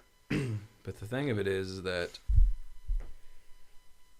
we went from eat, reproduce, survive, to all of a sudden we're cruising around going, why are we here? And I like Tim Leary's stuff too. With the psychotropic and the psychedelic stuff. Mm-hmm. And that one makes sense to me. I feel like it wasn't a monkey brain. necessarily, but I think it was an early Homo sapien. Yeah. When obviously I don't mean to where we started kind of branching off. Like we were a slave race, dude. For one of the main theories is that to dig gold in South Africa and Babylonia, Syria, which is where the Tigris and Euphrates, where modern day Iraq is, and Baghdad and all that shit. So they could dissipate a certain kind of gold, so they can dissipate it in their atmosphere. This group called the Anunnaki. Yeah. I'm not saying I necessarily buy into this shit, but this is the theory. They didn't want to do the work anymore, so they created something that could live on Earth, they could breathe the air, and they could still work, but make them dumb enough to where they can be our slaves. Right? Mm-hmm. Mm-hmm. There's a lot of evidence out there, even modern day, to support that we are a slave race on this planet. See, here's the thing. I know the story, and I'm actually super interested in it. Yeah. Because there are a lot of pieces that seem like they fit there, but I still have a lot of questions with that whole. Oh, I do too. That whole thing. I'm not saying I believe in it. Yeah, I'm saying it's a more reasonable answer than evolution or religion. I don't know. See, my primitive, uneducated brain connects the dots with the evolution. I can see so much resemblance, and just in my own how much my brain has changed throughout the years. You know what I mean? Sure. And how I think, especially from how much different I think after things like mushrooms and other psychedelic substances. And I can see my brain just makes a connection there where that could be a possibility, more so than something like Star People. Right. But I am super interested in the whole thing. Right. So it's the limbic system is what it is in your brain. You can draw from it when you chemically introduce certain substances. Mm-hmm. Peyote, mescaline, mushrooms, psilocybin, LSD is a synthetic version of all that stuff. And you can draw back to your more mammal side. And that's when you feel that connected feeling. You ever been fucked up on mushrooms out in the woods or sitting around your house even being like, oh, it all makes sense. Yeah. I feel so connected now. Yeah. Sure. Where you don't normally feel that way. It's the limbic system. And that memory is hundreds of thousands of years old. Because you are a certain species. Yeah. I'm talking about where the fuck did that species come from? Because there's no debate that human beings have been around for a couple 100,000 years. Especially the whiteys. Yeah. They actually, it was a separate tribe that branched off a long time ago. And there's actually a tribe that came from South America. Nobody knows it's unaccounted for. Yeah. So you have the Africans, and then for 4 million years, for some reason or another, 250,000 years, these folks started going up into the more cold climates and stuff like that, getting lighter skin and all that shit. And then there was a whole other group that came from a total different continent, and they can't explain where those people came from. Yeah. I think they were seeded. I really do. It's the only logical explanation. You can't crawl from fucking primordial ooze into that. You can't fucking do it. I don't think you can in two different places. But I also think that the world was a lot different than shaped differently, especially the continents we know now. Yeah, the tectonic plates were a little closer. Right. It's a lot. It would be a lot easier to walk from. No, this is post Pangea. I don't know. I don't have any info. Nobody on knows. That, so we don't fucking know. That's the thing. We don't have access to that information. But I think somebody out there knows what the fuck we are.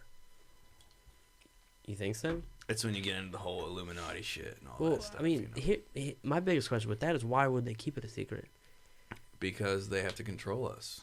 But how is keeping things secret like that? How is a secret like that controlling anything? Well, if you're no longer a servant to your maker, you know, they want us to be religious and shit. If you're no longer a servant to your maker, you're not going to listen to them anymore and do as they say. Go to work and pay your fucking taxes. I don't think that's necessarily true, because at the end of the day, I don't think they would benefit from it at all. At the end of the day, if people don't have what they need to survive, they're going to do what you need them to do. Maybe so.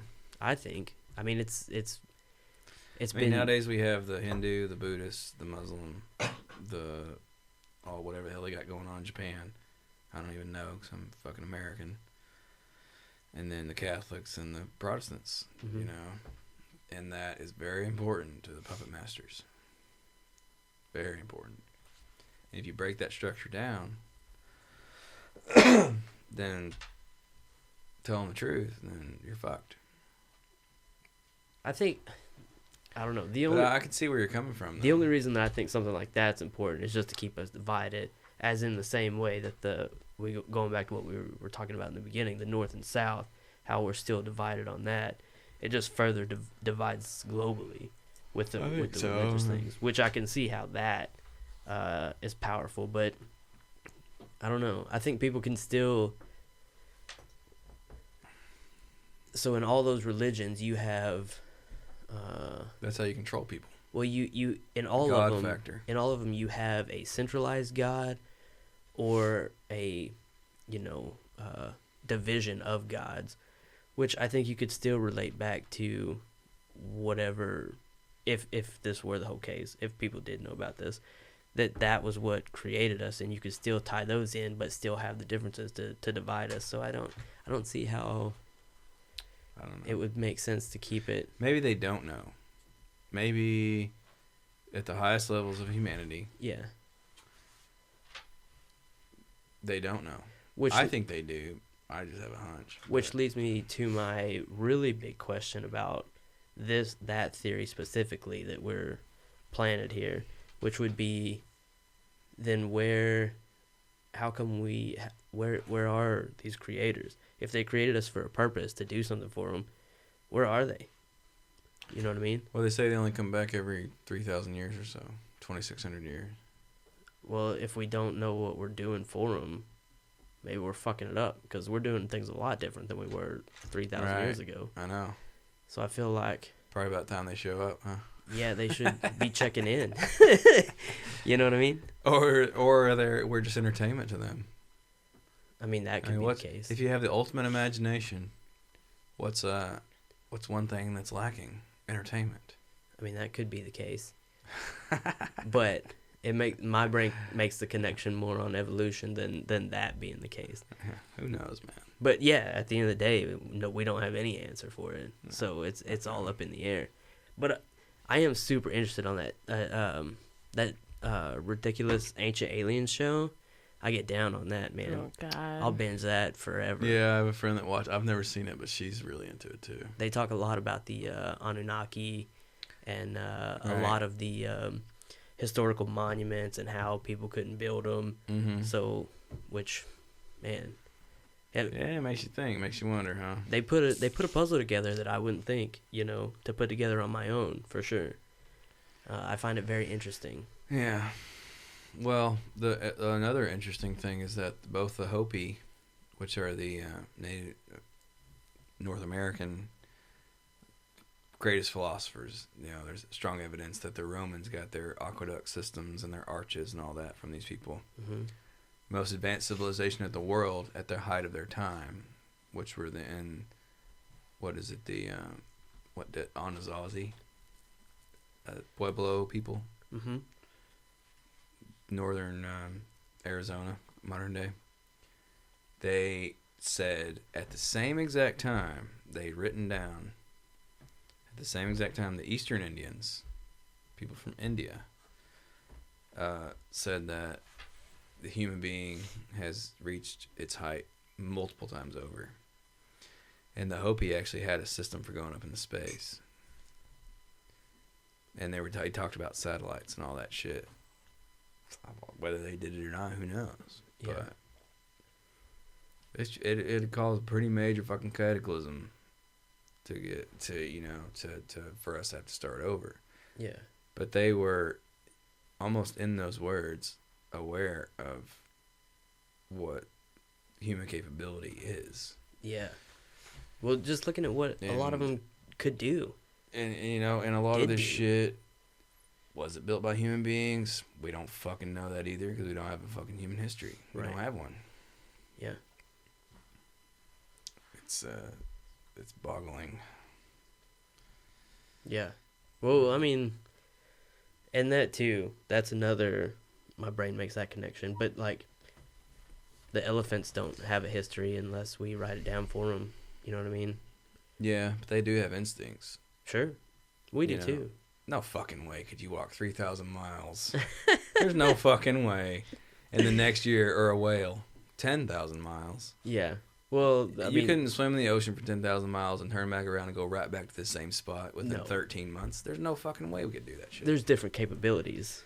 No chance. I still know. Hell, we get lost in the woods and we're fucking in Maumelle. Sure. But I still know when I'm hungry, I got to find something to eat, right? Yeah. When I'm thirsty, I need something to drink. Yeah. And then you grow from that.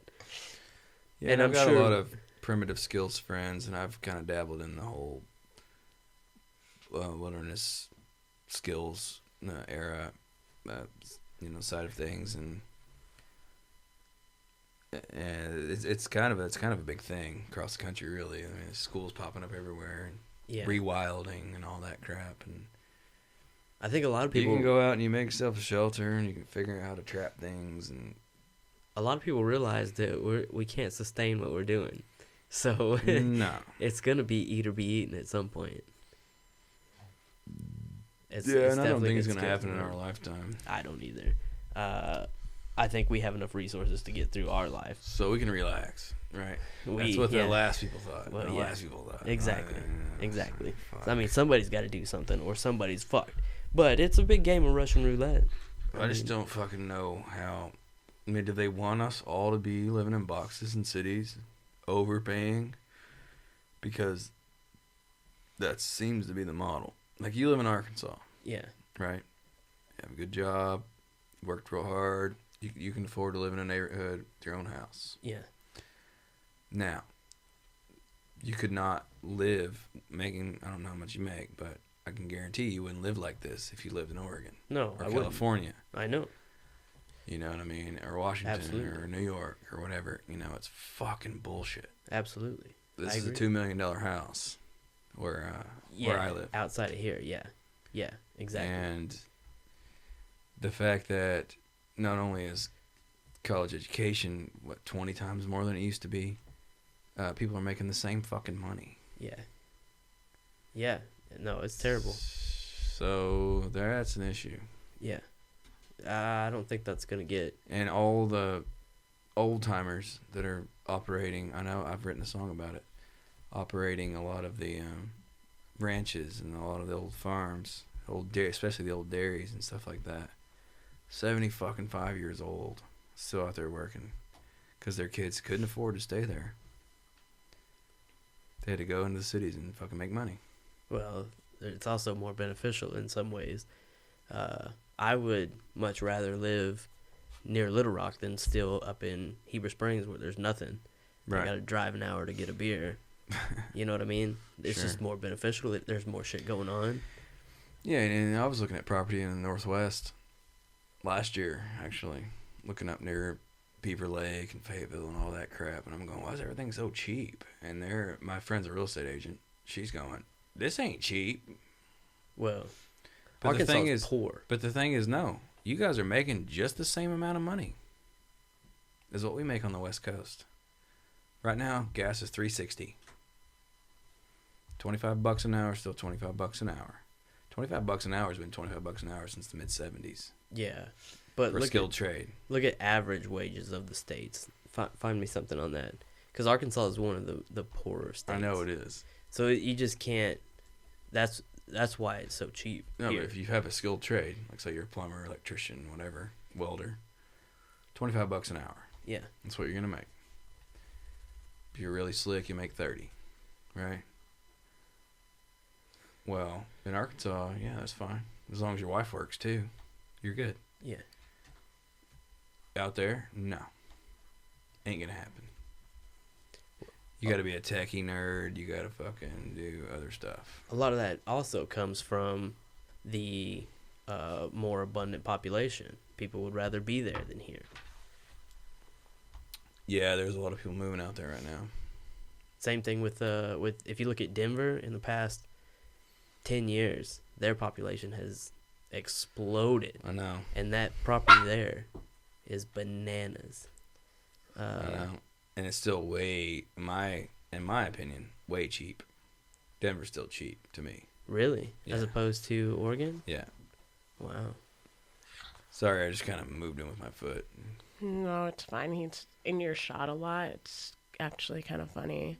So the median annual income in Arkansas is $47,000, which is less than the average median income of the entire United States at $61,000.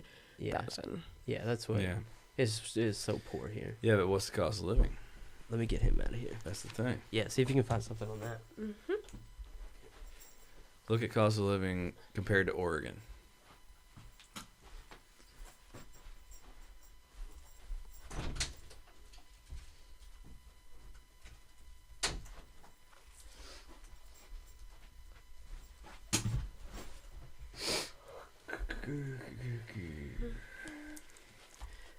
Which again, though, I think boils down to people would rather be there than here. The culture's better. The what are we looking at here? There it is. Yeah. 420 grand toward 143 grand. Hold on. What are we looking at? That's nuts. What was The the median. title? What's median the title home of this cost. page? Look at median home cost. Because it's cost of living calculator, Portland, Oregon versus Little Rock, Arkansas. Okay. Look at the home cost. 420 versus 143. Yeah, That is insane. but that people would rather be there than here. They would. Their economy's bigger out there. The especially the real estate market's bigger because In a way. people will pay that money. Whereas if you put this house for sale at that price, nobody's gonna buy it. Right. It's gonna sit here and rot away. But my thing is that people in Oregon make the same amount of money that you do. What'd that say at the top? A salary of $50,000 in Portland, Oregon, could decrease to $29,000 in Little Rock. So, it's actually almost double. Maybe. I don't know. Not in my world. Not in the tradesman world. Yeah, I mean, I could believe that. But yeah, I mean, everything's more expensive. Like last year I worked in Blytheville, Arkansas, Billings, Montana, Orlando, Florida, up in eastern Washington, down in Bend, Oregon. I made the same money, Yeah. same wage. Taxes were the same, everything. There's something to that. I think if you're living in one of those states where it costs you $420,000 to get a house, you should make more money. I don't know. I think that some land in certain places should be worth more because it is more valuable. Well, there's a bunch of environmental and political refugees living there, yes. But up until 8 years ago, it wasn't that way. It was a regular old sleepy blue-collar place to be. But me... So what the fuck happened? As an uneducated white dude, I can't make... I mean, I leave here to make my money. I can't make my money here. No. If I did my job in this area, I mean, one thing, it would be very hard to, but I could do something along the lines, but I would be making probably less than a quarter of what I make elsewhere. Right. I'm the same way. So, yeah. I mean, I don't know. You get more bang for your buck. You do. Here? Yeah. Yeah. Well, and well, it goes further because everything's cheaper. Everything's cheaper. Everybody doesn't. People make less. You're right. Money, it's less desirable. Exactly. But it wasn't up until about 10 years ago that it was pretty close, actually. In Oregon, anyway. I can't speak for Washington or California, but West Coast is California, Oregon, and Washington. Yeah. Well, I think Oregon's the. And actually, Oregon is very sparsely populated, and there's not a whole fucking lot going on out there. Yeah. You got the majors right there. Yeah. Along the coast, but the rest of the state's pretty slim. It is. Then the coast itself is there's nothing going on. Yeah. I'm fucking talking nothing. Yeah. Even out there, not an hour but even from if you're Portland. let's say you're an insurance salesman. Yeah. Right? And you get your degree at University of Arkansas, and you go out to Oregon. You want to be an insurance salesman. You're going to have... Those guys can charge more. You're going to have to up your prices. You're going to have to fucking get up into that market. Or real estate or whatever. Or tech. Or medicine. But as far as a tradesman goes, you don't make more money. What the fuck? Yeah. Well, as a tradesman, you always have to be competitive, right? No. You don't. You fucking do your job. Well, as someone who is a consumer, and I got this electrician coming to my house, and he's telling me he's gonna charge me $25 an hour to do a 3-hour job. I work in the industrial side of things, kind of like you do, so it's a little different. But okay, well, I'm not residential. Yeah. But either way, along the same lines, if I'm building a skyscraper, and this guy's telling me his electricians will do it for a third of the price another group of electricians will do it, guess who I'm picking? Right. Yeah, of course. Insurance is something you gotta have. You know what I mean? So that's kind of a racket anyway. But fuck, it is. And land. I mean, it's just. You go with what's more desirable and what you can. I don't know. I think as a tradesman, you could charge more out there, but you have to be competitive. Yeah. So you find that balance. Yeah, I don't know, man. But definitely things are way cheaper here. And when people ask me, why are you living in Arkansas? What's in Arkansas? Because I travel everywhere. Mm-hmm. And it's cheap here. It's also pretty. Yeah, it is pretty. Compared to a lot of places. It is. It is nice down here. Not compared to Oregon, really. That place is fucking amazing. But, in the grand scheme of things, it is really pretty. We actually just recently released a show with a girl who travels around to the state parks here. Takes photographs. She's got a blog and shit. And, yeah, that's what she's doing all that because she's like, it's fucking pretty here. Mm-hmm. Well, yeah, you go up to Blanchard Springs and go into the caverns and get up into Bull Shoals area, Mountain Home, and cruise over, cross the Ozarks and back, and it's cool, man. Yeah, there's cool shit. Cool spot. There's cool shit. All the mountains, all the rivers. But even in Arkansas, real estate's skyrocketing. Yeah, real estate in general. And becoming ridiculously fucked up. It's like my grandpa always used to say, man, they're not making land anymore. Yeah. And I don't know. I don't understand how shit costs so much and people are making the same money. I don't fucking get it. Yeah. It's not fair. I'm 36 years old. When I started driving, gas cost 79 cents. Yeah. There you go. Yeah. It's fucked. And when I started driving when I was 16, people made the same money they do now. Yeah. That's late stage capitalism, man.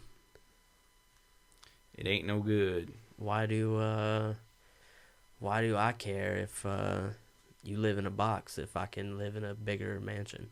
If I got a bigger garage, right? Yeah, through exploitation of human labor and right, all that but third world shit too. Like we don't even hardly have any industry in this country anymore. That's also Then, very true. Which again, trying to lower your expenses to maximize your income. We live in a Republican oligarchy. It's not capitalism. It's not democracy. That's what we live in. It's a big club, and we are not in it. I think that's where we've shifted. I think that's where everything is like we started with a seesaw, right? With the idea of capitalism, and you start your business and you make your money and you start making things happen for yourself. And slowly but surely all these giant corporations have just accumulated and started to tip those scales. Mm-hmm. And now that's just where everything has shifted. But the biggest question is, really, how do you fix that? What do you do to bring the scale back to the middle? I don't know. I'm not an economist. I just know it's bullshit. Somebody's got to figure it out. I'm not an economy person. Yeah. I don't fucking know. I don't know the solution either. And be it just there not being a real answer or not being educated enough to know the answer. I don't know. Oh, there's an answer. Shit, I could probably bring you somebody that'll give you the answer. My buddy Jake here in town, he's all about that shit. Yeah? I wish I knew the answer. Yeah. I definitely do not, though. I know what we've got going isn't working though. Like you said, it's a big club, and it's not even that big of a club at this point. Fuckers own this place. It's just a club. That's just sparkling water. That's what I need. These ones have a little bit of flavor in them. These are my favorite. These blackberry ones those are my are favorites. so good. This one here. What's that guy? Those are my favorites so far. Blackberry from Bubbly. Yeah. Nice. I'm a LaCroix. I've been a LaCroix guy until. And Pellegrino's been around forever. Yeah. I've been a LaCroix LaCroix is guy. icky. You don't like it? No. Until this one. I like this one. Yeah. Where do you get this guy at? I'll leave one for you. Thank you. Fuck, I don't know. Fancy meeting you Anywhere. here. It Kroger says. or whatever. Yeah, I've never heard of them. Bubbly. Yeah. These are great though. They're tangerine and So strawberry. yummy. Ooh. They're very good. Yeah, it's just like having a soda without all the sugar, right? Yeah. Yeah. I mean, It's literally Bubbles. water with flavor. Yeah. And carbonation. bubbles. Yeah. Uh. I like the bubbles. Mm-hmm. I can't even remember how I found the Pellegrino either, but they've been my favorite. They've been around forever. It's Italian shit. What was that other one we had that was terrible? The one you drink? Just kidding. That's not sparkling water. I don't remember. I can't remember. It was Yeah. a strawberry something. Excuse me. So what else you want to talk about? Anything, everything. You asked me. I'm an question. endless book. What do you want to talk about? Me, I'm behind the camera. You don't even see me. I'm a weird omnious voice that is in this episode. I'm like a female Jesus. Like I was drunk before I got here. Now I'm more drunk. That's what this show does. That's what this show is for. I could tell you this. As far as fishing goes, this is a paradise. Yeah. Well, there's a lot of good spots here for sure. Yeah, from shit, man. There's so many good places to fish. Bull Shoals, the White River, Little Red. even up into the Greers Ferry Reservoir, all that. Fairfield Banks. Yeah. Killer fishing spot. Yeah. Or Fairfield Bay. Banks. I said Banks. I knew what you meant. Yeah. Calico Rock. All that. All that stems off Lake Maumelle. Greers Ferry Lake. Mm-hmm. Lake Maumelle's good. They say there's alligators in there now. They've introduced alligators. There's alligators in Little Rock. Yeah, Faulkner Lake. Right there going out to the airport. Yeah. But the Game and Fish a while back were trying to... You know where Hazen is? Yeah. Down 40 a little bit. There's a lot of gators out there. Yeah.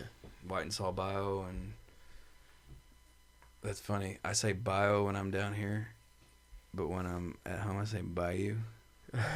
I was gonna say, isn't it pronounced bayou? Do you do that on purpose? No, I don't do that on purpose. You're a product of your culture. You are. I started saying when instead of when too. I noticed that. Tennessee. How do you say Tennessee? Tennessee. Tennessee. Yeah. Tennessee. Yeah. It's Tennessee. Tennessee. Yeah. Yeah. Yeah. I don't know, my accent changed. When I'm down here for a while, though, it happened to me earlier tonight. I went on a date. This lady and me were playing dominoes. She's a dominoes kind of gal, and I haven't fucking played dominoes since I was in college, probably. Yeah, shit. And she was like, something, she was going to take it easy on me or something like that. Like, you know, you cash in the other person's points. Yeah. And she was like, oh, it's 17, but I'll round it down to 15. I was like, no, 17 rounds up to 20. I'm a feminist. I was like, fuck. I've only been here for 10 days. Normally I wouldn't say that. I'd say feminist, you know? But I never was from the talk like this sort of family. Yeah. You know what I mean? Yeah. My family's all pretty mild. My bro he's a little hickey, but I mean, he's really educated, you know, sort of guy, professional sort of guy. Yeah. My just in his accent. A lot of my family's from further up north anyway, and came down here as kids. So I don't think I have that much of an accent. And when I'm on the other side of the world, they're always like, "Where are you from? Where are you from?" I'm like, Arkansas. And no one knows, of course, where Arkansas is at. So it's just, I always say Texas. Yeah, just right by Texas. Yeah. You know, how come you don't talk like them? I don't fucking know, man. It's a different spot, I guess. Yeah, yeah. Your family definitely sounds Southern, though. To me, they sound Southern when they talk. And you have like... My mom and dad? Yeah, a little bit, for sure. More so your mom than your dad, even, to be honest. Really? Yeah. Yeah. Certainly more than someone from Rhode Island or whatever. Actually, my mom's from New Jersey. Mm-hmm. Yeah. And I'm from Pennsylvania. But, like, it's funny because I just hear it whenever I see your family. I'm like, oh, especially your sisters, though. Your sisters definitely have, like... Well, yeah, they're both... Yeah, they definitely... They both grew up here. Yeah. So, I don't know why they picked it up and I didn't, though.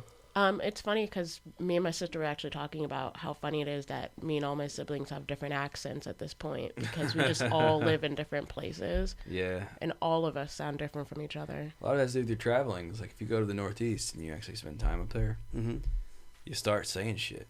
Yeah. You know, you start talking like those people. Yeah. Yeah. We do that. Yeah. I don't even know. But coffee, it's good coffee. Yeah. It's good coffee. Yeah. It's good coffee. It's good. You know, like shit like that. Yeah. Use guys. That's. Yeah. I've got a. I guess he's married to my mom's cousin. That's he always use guys. Mm-hmm. He lives in Philly. That's and more. It's always use guys. Yeah. Use guys. Mm-hmm. Let's go use guys. I like Philadelphia. It's a cool city, man. I do. I like Philly because, like Little Rock, and only a certain select few cities in this country, the punkers and the bikers and the metalheads and the stoners and the hippies they all get along. Yeah. I like that. Yeah. Like Little Rock's that way. Philly's... Mainly because it's so small. Philadelphia's actually pretty big. Yeah, that's what I was going to say. Like, I have my friends that I run around with from New Orleans, they play country music. They're just a bunch of city dorks that want to play country music. Is what I didn't even know the expression pearl snap till I met these guys. Lived in Arkansas my whole life. You know what pearl snap is? No, that sounds disgusting. No, it's a kind of It's shirt. a shirt This, like the one I'm wearing. with the buttons. Oh. Yeah, the snaps instead of the Sounds like buttons. it's like an innuendo to me. That sounds weird. Yeah. It's in style now to dress like you're a hick, Mm-hmm. but it's not in style to be a hick or act like a hick. Right, but, right. The hipsters in all the country, in all the cities in the country are wanting to play. Go back to, they're listening to fucking Buck Owens and Merle Haggard and all that stuff, and they're wanting to play country music, right? Well, some of these guys are my friends, and they're playing country music. They're writing their own songs, and so we're, as a group, kind of hipster city country guys. Yeah. I don't play country music. They do, you know. There's another chick that kind of plays more Americana stuff. And when we went to Philadelphia, I noticed that everybody was there, and everybody got along. Yeah. It was great. You don't see that everywhere. No, definitely not. You don't have a choice here because if you don't get along with everyone, you're going to get along with about 2 people there. Because it's so small, yeah. Yeah. But yeah, Philly's kind of an anomaly like that. Yeah. That does make it a really cool city. Like, it's not abnormal to see someone in a cowboy hat at a punk show. Yeah. Or vice versa. Yeah. It's not abnormal to see someone in ripped up jeans and combats and shit like that at a cowboy show. Or at a, not cowboy, but country. Yeah. There is a resurgence. There's a strong cowboy culture in this country. People just don't ever get to see it. It's out in the Great Basin. People wear the big flat hats and fucking free range their cattle, and they work as cowboys for a living. Well, that's what they've always done in that area, right? Yeah. Out in Texas, they call punchers. There's actually 2 ranches in Arkansas. You know, the guys got the curled up hats and the cattleman's crease and the, what we know as cowboy hat, Brooks and Dunn style cowboy hats. Yeah. They're called punchers, cow punchers. And out there, they're called buckaroos. Both of them are cowboys. Yeah. It's just different. It's a different style in horsemanship, and it's a different style in taking care of your cows. It's a different style in dress. Yeah. I lean more toward the buckaroo, you know, Great Basin style, out western style cowboy. 1, because it works for my climate that I live in, and 2, I just think it's cool. Yeah. The vest and the scarf and the fucking flat hat, yeah. Yeah, It's yeah, more, yeah. It protects you better from the elements. Yeah, I could see that, especially the rain. Mm-hmm. Oh, fuck. Yeah. Fuck. Fucking rain. How much rain y'all get out there, realistically? I don't know really annual percentages, and it's not really like it rain. It's light rain. Basically like it's sprinkling all the time. Yeah. And you don't not do your shit because it's raining outside. Sure. You just do your shit. Everything's fucking wet. It's a big deal. I'm a chainsaw guy. I've got 30 chainsaws. I restore them, vintage saws. I've got my brand new saws. I've got my 10-year-old, you know, I'm a Husqvarna guy. Husqvarna McCullough. But you just don't not do your work because it's raining. Yeah. That's the difference. So you live in the fucking rain. Sometimes I'll be out there for 14 hours. Raining the whole time. What do you do to keep your shit from rusting? You don't. Just try to do as best you can. Just You know, I live out in the woods, so all I have is wood stoves anyway. Yeah. So I try to light a fire in all my little shops every night, whether I'm going to be in them or not. Try to keep your Get shit everything dry a like chance to get drip dried, and Yeah. you know, all my really sensitive old tools, like my old woodworking tools and stuff like that, I put it in the fucking house. Yeah. And if I'm making something out of wood, like something simple, I'm gonna make you a cutting board, right? I think I should send Randy and Anjali a cutting board. I gotta not only take my pieces before they get cut inside the house for at least 3 or 4 days. Yeah. After I cut them, take them back inside for a couple more days before I glue them. Yeah. Yeah. I could see that. Yeah. Then you glue them, and then you make your piece, right? And it's glued, and it's all good, and it's stable. Before I would throw it in a package and ship it to Arkansas, I would let it sit in my house for at least a day, maybe 2. What about people's homes up there? Does it fuck with them at all? The weather being like that? Yeah. Yeah, but it's basically the same as here. Yeah. I mean, yeah, it's always humid here. But when you're home, if you're in a home, you can control the humidity and the climate and all that, you know. Yeah. Well, a lot of people out there don't have like ACs, right? No. Because there's not really a need for one. Dehumidifiers. Yeah. And fans. Yeah. That makes more sense. Mm-hmm. I'd imagine even if you. That's only 6 months of the year. Yeah. 6 months of the year, and a lot of people, they're in a house like this, they have the same central heating and air. But, you know, I live out in the woods, and we have a house on the property, and there's no central heating and air, but every room has a heater on the wall. You can flip a switch, it has a thermostat. But most times it's just wood stove. Like a little electric heater? It's electric, but it's not really little. It's more like this thing that goes on along the wall. Oh, okay. Yeah, it's fancy for us, you know. It does sound fancy. Yeah, and it has its own thermostat. That sounds like it would be more work than if you just installed one big unit. Installing a furnace? Yeah. Well, depends on the era of the house. I mean, I guess that's true. This place is pretty old. You know? Okay. We stripped it down to bones. Yeah. And rebuilt it. Yeah, no slab. That makes sense. It's already there. So I mean, it's probably the house. I think it got moved from the Longview area,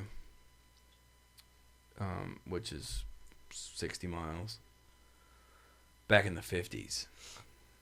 So it's a kit house. It got moved to this, and we're like, I live a mile and a half down a private road.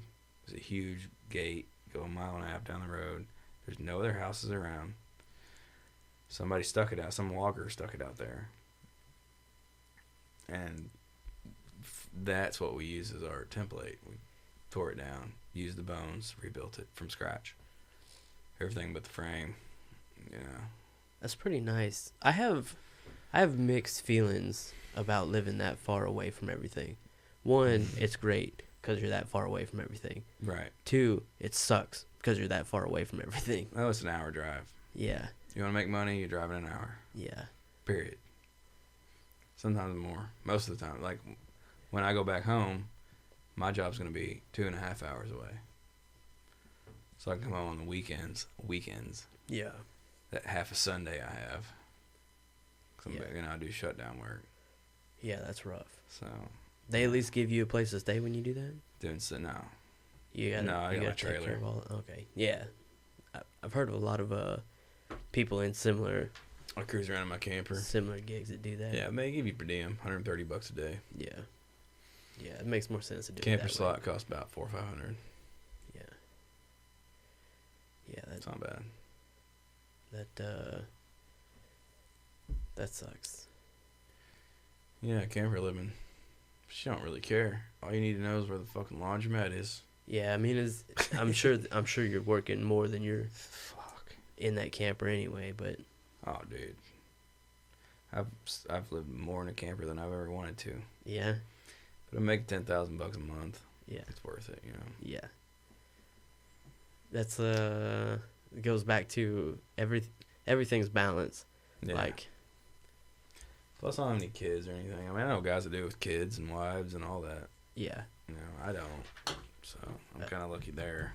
That's the same in the offshore gig, you know what I mean? Yeah, it's the same sort of deal. I'm very glad that I don't have kids to have to worry about. It makes it a lot easier. I know there's a lot of guys that do. Easy. Easy. Absolutely not. Easy. Absolutely not. I can tell you right now, there definitely does not need to be any more of me. And damn sure not any more of her in this world. I'm a perfect angel. It's any more of you I'd be worried about. No. Oh, I think you both be great parents. No. No, came down we're not to. doing it. We would not Absolutely do I'm not saying that you are. I'm just teasing. But you would both be good parents. We're two of the most selfish people I've ever met. I'm not selfish.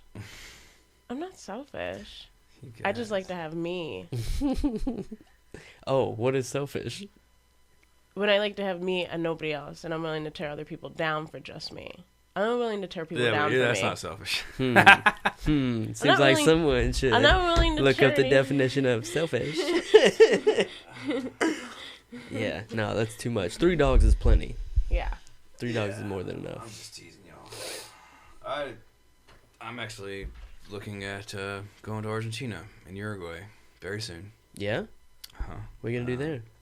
Just be there. Hang out? Check it out? Yeah, the Gaucho Cowboys down there are very different in their horse training. Yeah. I'm intrigued in all that stuff. In Uruguay, I can buy land, for one. I mean, I like that. And two, I got some friends in there that have a grow. They've been wanting me to come down for a while, so I'm going to go down and either just work on their program or maybe give them my input here and there, you know. Yeah. I'm not going down there to save their crop or anything, 'cause they're doing fine, but Sure. yeah, we're going to go with the grown pot and South America is one of the just be there. I mean, what the fuck, man? Patagonia. yeah. I haven't ever been Fuck, I got to go there. to South America at all. I definitely want to check it out. I've been I still need to go to Australia, South America, and I'm sure I'll never go to Antarctica. But those are the only 3 spots I'm so sure. continental wise that I need to hit. Especially in your line of work. Oh man. It'll be a hard sell to get me up there. That's gonna have to be. They're gonna have to make that real worthwhile. Africa was a pretty hard sell. Antarctica would be way harder of a sell Yeah. for sure. See, I want to drive. I'm going for pleasure. Yeah. Yeah. Well, you're gonna drive the whole way there? 16,000 miles. Holy fuck! One way. Jesus Christ. Yeah. Yeah.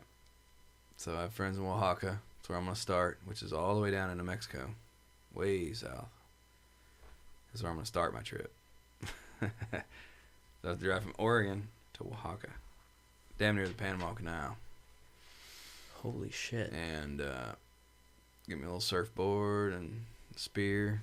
Start catching lobsters and fishing. And What kind of time frame are you looking at for something like that? That's a I don't that's a have one. fucking trek, man. year. Be gone for a Fuck. year. That's a lot. Yeah. That's a long. Yeah, ride. but if I don't do it now, I won't ever do it. I mean, that's the case of anything, right? Mm, There's something you want to do, you might as well do it because you probably won't later. I'm physically able. Yeah, I don't have children. yeah, And I recently a single fella. yeah. So I'd say, and I have money. So there's really no reason for me not to do it. Why not? Right? Yeah, My Spanish is weak, but I'm going to be fully immersed in that shit. And I'm just going to have to learn. yeah. I've found there's ways to figure it It's out. not that I don't have any Spanish. Yeah. I just, I need to go there. Yeah, I'm not a Rosetta Stone kind of guy. yeah. I'm with you. Like when I went to Berlin, I've never even considered speaking German in my life. I was there for 3 weeks, and by the time I left, it was fine. Could ask people about the U-Bahn, where I needed to go, and this and that. U-Bahn's like their public transit, where I need to go for this and that and the other. Order drinks, order food. That fucking language is weird. Yeah. Germany. Fuck. I don't know much about German. I have been saying it for a really long time. Being adaptive is a very key trait Yeah, yeah. as a person. Mhm. One of the biggest traits that people need. Berlin is one of the best countries in this world for culture and art and just quality of people, quality of food, quality of, it's just cool. It's just a cool fucking place. Yeah. Yeah. I have a neighborhood, Kreuzberg, which is the artsy district of Berlin. You can go there anytime, man. My friend Jobst, he's a motorbike guy. He likes to ride the BMWs. Oh, you want to go to my motorbike? I'm like, yeah, I want my own BMW there, Yobsty. And, yeah, that's interesting. He wants to take a trip from Key West to Seattle. And he wants to do it on Hollies. And I was like, no. Why? No, Yobst. He's Does like, he I know how far that is? I know it's a piece of shit, but I want to go on Hollies. And I'm like, no. What kind of Harley are we talking here? The kind we can't afford. Oh, shit. You'd have to get that Yeah. far. I was like, no, that's not going to happen, but we can do it on Hondas. Yeah. Yeah, I want to go on Hollies. No, sorry. Like, I'll fucking do the trip with you, buddy, but we're not doing it on Harleys. That's got to be like the most prevalent sounds name he like- knows, right? No, he knows everything. He's a motorcycle freak. Hmm. That sounds like torture to me. But Yeah. he's really against the Japanese choppers. Like, fine, we'll do something else, but we're not fucking taking Harleys from Key West to Seattle. No. No, definitely Fuck not. no. That sounds like a nightmare. Mine, I've got the 1200 Sportster, Mm-hmm. fucking Great bike. 2.7 gallon tank. Fucking great bike. You'd have to stop every fucking 60 miles. That's a fucking great bike as long as you're going 2 counties. Yeah, exactly. It is, and it looks cool, and it sounds cool, and that's that. Mm-hmm. But for traveling, No. Nope. I It's don't even know. going I'm not a motorcycle guy. I haven't owned a motorcycle in forever. what was the last one you had? It was an 84 Sportster, I think, that was pieced together. Yeah. I mean, that's what a Sportster's for, right? It was pieced together, and this guy out of, you know where Clarksville is? Uh-huh. Clarksville, Arkansas, helped me build it. And it was a piece of shit. I got it running pretty good. And, fuck, I was 22 or 23. And that same guy, we're rounding the turn coming up toward McCain Mall from I-40 to get on 67. He lost it and fucking hit one of those big road signs and split his ass up to his collarbone. Fuck. Yeah. And I was there to see it. This is like after I'd already been in Baghdad and saw a bunch of other people die. But that was my chance to say, yeah, I'm not going to do this anymore. Yeah. So I sold my bike. And that was that. I've done long bicycle tours, though. I did 6,000-mile bicycle. Really? Mm-hmm. With kind my of bike? dog.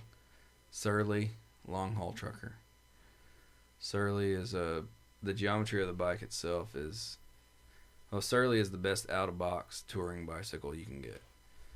And the geometry is made to hold weight. So, and I had a bob trailer, which is a single-wheel trailer. That my dog, my Cocker Spaniel Buzz, fucking rode with me. Nice.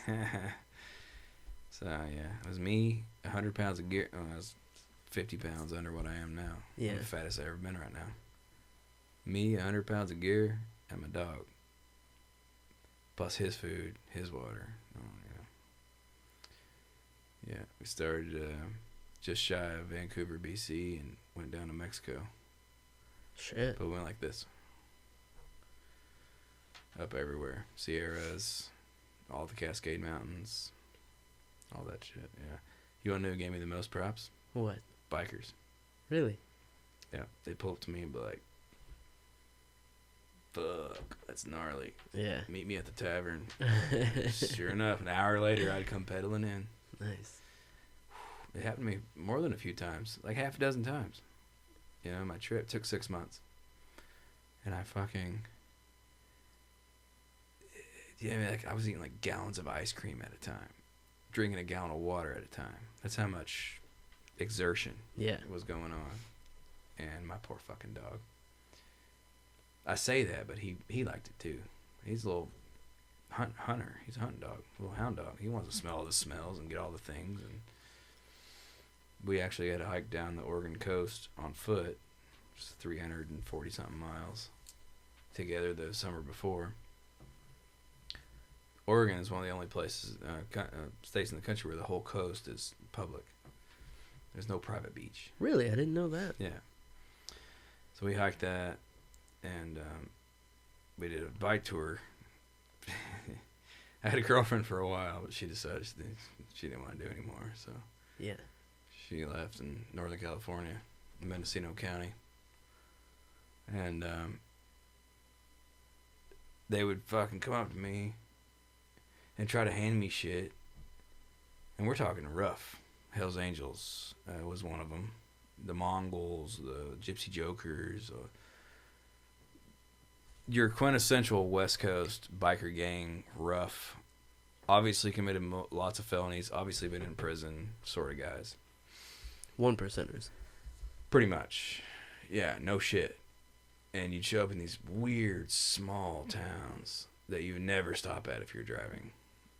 And go into the pub. Not even lock fucking... If you knew bikers are around, you don't even lock shit up. Because normally you're fucking...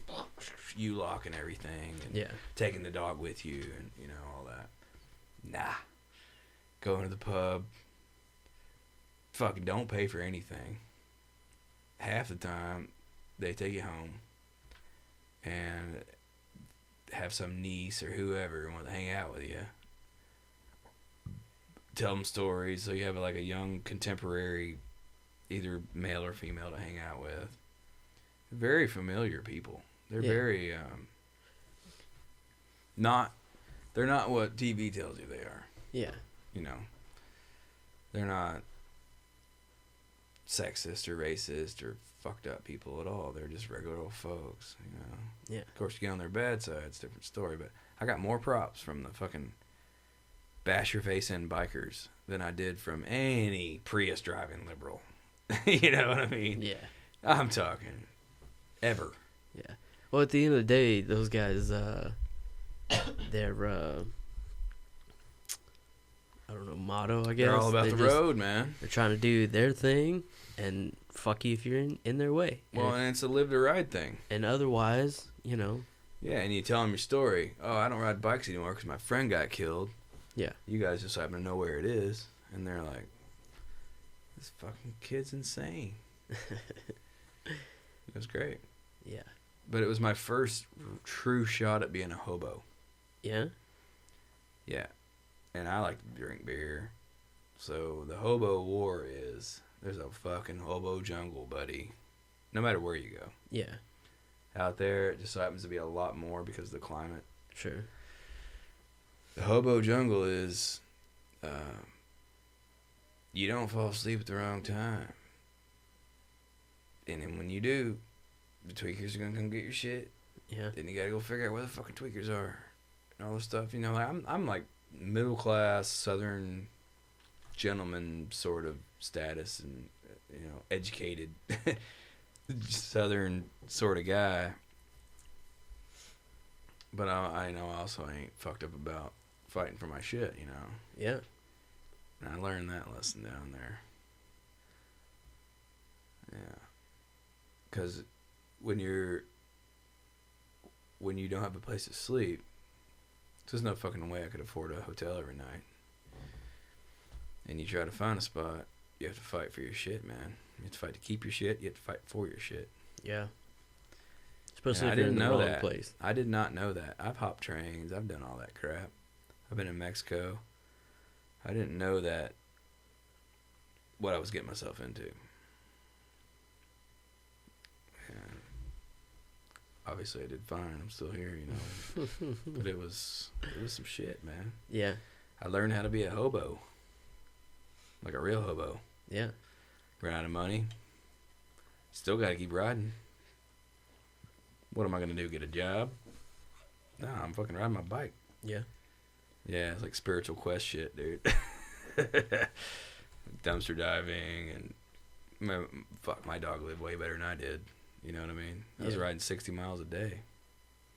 If you can drive it in an hour, I can ride it in a day. It's nuts. Shit. I still have that same bike. Do you? Yeah. Still riding it? Well, see, I was talking to my brother about that the other day. He was like, what's up with your bike? You know, he's a fitness freak. My Yeah. brother is actually the coach of the North Little Rock Wildcats. Really? And they're the hosses on everything, right? He's a basketball coach. Nice. State championships and all that crap. My bro, I'm so glad my dad has my brother. I'm so the purple sheep of the family, you know. But he asked me the other day, and I was like, oh, man, I've been making all these excuses lately. It's not that I don't go out and work my ass off. I just haven't been on my bike. Yeah. Because it's too wet, it's too cold, I'm too fat, whatever, you know. Mm-hmm. But when I get back, I'm going to go ahead and just make a new chain. I got to roll a chain. Make a fucking chain. Get off my ass. I never really did get into the distance bikes, going a long way. But when I lived in Conway, I've had this house a little over 2 years now, I think. Yeah, we were thinking about it, maybe 2 or 3 years. But before that, I lived in Conway for, man, I don't know, close to sorry. 8 years and something like that. I'm 9 sorry. years. Yeah. Well, it was it did me all right for a while, but I had I got a couple fixed gears bikes. Man, I used to love just to take off, go across town. I'd do 60 miles on that thing just around town, not really going anywhere. You on know a fixie? what I mean? Yeah, Fuck just that. fucking around, having a good time. Yeah. I love it. I love it. Yeah. But since I moved out here, I think I've been on it a handful of times. Yeah, I think I've seen you. Because at one point you brought the bikes down. Yeah. And then that was it. Yeah. Well, it's just not as much fun to ride around here. You don't have the traffic. You don't have as many, side streets to just jump off on. how many miles is it from here to the nearest G store that you use? Grocery store?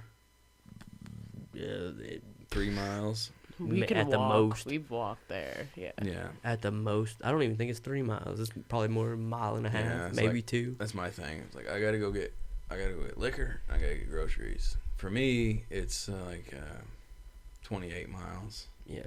round trip, which is fine. It's doable. Yeah. Yeah, you're sitting on that bike a while, but I've got all the state of the art crap. Yeah. You know what I mean? And doesn't matter if it gets dark or whatever. I just been lazy lately. I like to go fast on mine. I mean, Yeah. those fixes only go so quick. You know what I mean? Yeah. I can't do fixies. I tried it. I can't do it. I've got one set up to go a little quicker than the Not other, for but me. I just want to go fast on A them. bigger so, sprocket. Yeah. Yeah. I've totally been coming down multiple mountain passes, even in the snow and ice, and passing cars. Yeah. Yeah. That's what I get down on, just the speed of it. I fucking, when you get a sixer, because you don't have much room for shit. You got your food, dry food, Yeah. your stove, your repair kit, obviously, and your clothes, and you're always changing climates and environments and stuff, and you put when you get a sixer, you just stick it, not in a box. You ain't getting no bottles of beer when Yeah. you're on a bike tour. Yeah. But you get a sixer and you stick it right there on your Yeah. Hanging over crossbar. the around the crossbar. And I've totally fucking passed cars with a sixer between my legs and talked to those kind of people down on the bottom of mountain passes. Now we're talking 12,000 feet. Yeah. 27 miles to the bottom. Yeah. And you still beat those cars. They don't catch up to you. Yeah. It's the shit.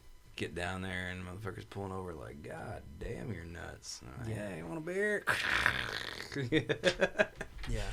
Those distance bikes are Yeah. intense that way. And I like to tell myself that I'm not too old for that. I was only 28, so it wasn't bad. Yeah.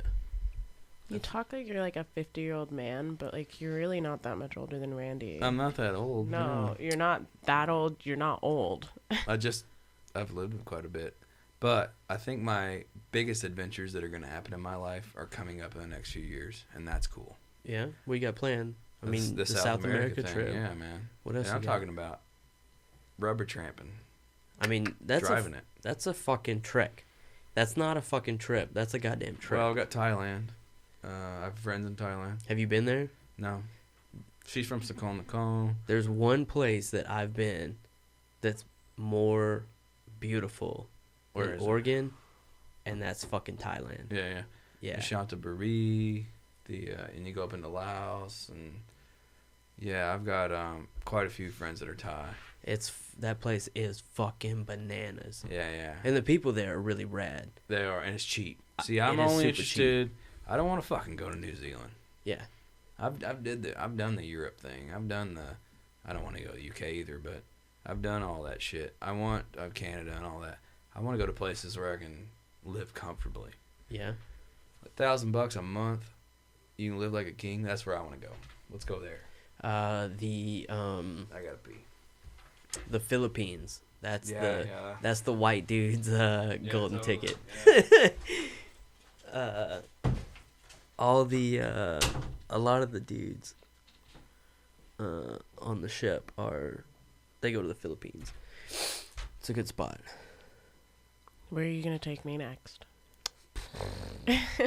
I'm really begging to go to, I want us to go to Oregon. I really want to go back to Chicago this year just because, I love Chicago. Chicago's my favorite place to go. Mm-hmm. But I really want to make, if I have to forego a trip to Chicago, I'll be heartbroken. But if I can forego that trip so we can go to Oregon, I would like to do that. Chicago's cool, but Chicago isn't even doesn't even hold a candle to Oregon, in my opinion. How come these candles have they had like a weird liquid on them? So it's actually, these candles each have an essential oil with them, and that's what it is. I didn't know exactly how that would play out. I thought it was kind of interesting. I was like, I wonder how that would go. But yeah. I was wondering why I felt very Kathy as we were sitting here. Now I get it. Yeah, there's a. Now I understand. There's an essential oil on them. Okay. Do you like them? They're different. They're not the same brand. They're completely different. I can't smell them. Yeah, well, I'm getting over a cold, so I can't necessarily smell much of anything either. They're just ambiance. Like I said 1,000 times before. I'm going to have to buy real candles. I'm going to have to buy more clothes to fill up my side of the closet. That's what it sounds like. Easy now. You're going to be gone. I'm going to go on a shopping spree. Easy. For your birthday, I'm going on a shopping spree for myself. Easy now. Love you. Easy. By the time this comes out, it's already been my birthday. Yeah, it's already been your birthday, so I already have all my new things. Way to date the whole show. Thank you. Jesus Christ. Is this a bike he was talking about? Yes. So I think, because I was trying to get the exact model, but I couldn't hear exactly. Well, I could, but it was happening so fast. I think he said the long haul trucker, and I wasn't sure though, but I was looking for it. Oh. Mhm. Are we still talking? Yeah. We were just looking at these bikes. Trucker. Yeah, that's the one.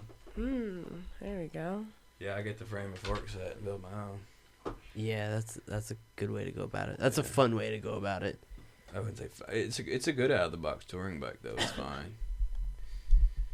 That's pretty well priced too for a lot of them I these know. days. It's the best out of the box, bang for your buck. Period. Yeah. It's the bike to get. Yeah. There's Rivendell. There's all kinds of custom makers. Yeah. But I look at it as like the same way I look at guitar pedals.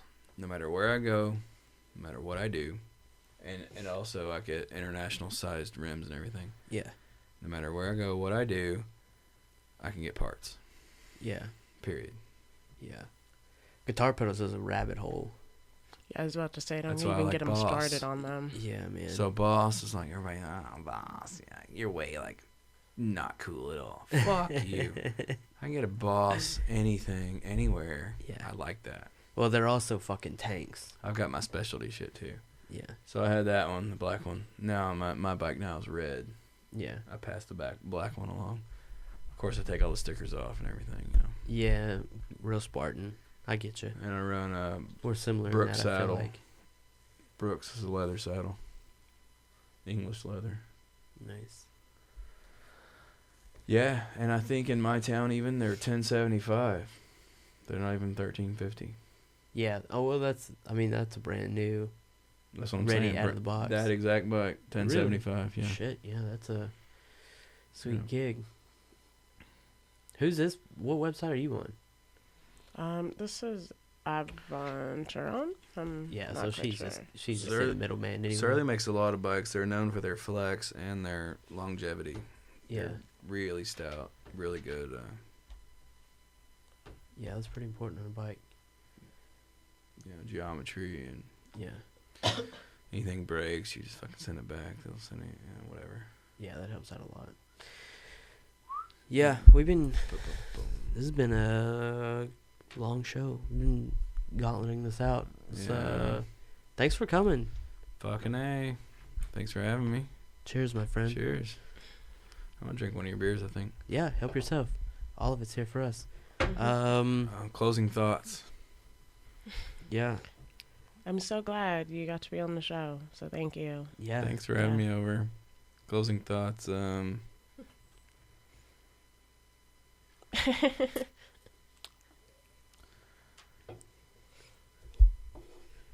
Only if you have enough money to buy your ticket and you want to go somewhere, do it, because you'll figure out how to fucking eat. You'll figure out how to sleep. Yeah. But don't lay around your fucking town for your whole life. Just don't do it. No. Life's about experience. Yeah. You'll be a better person the That's more my experience advice. you have. And try to be adaptable. Go places that's going to make you uncomfortable.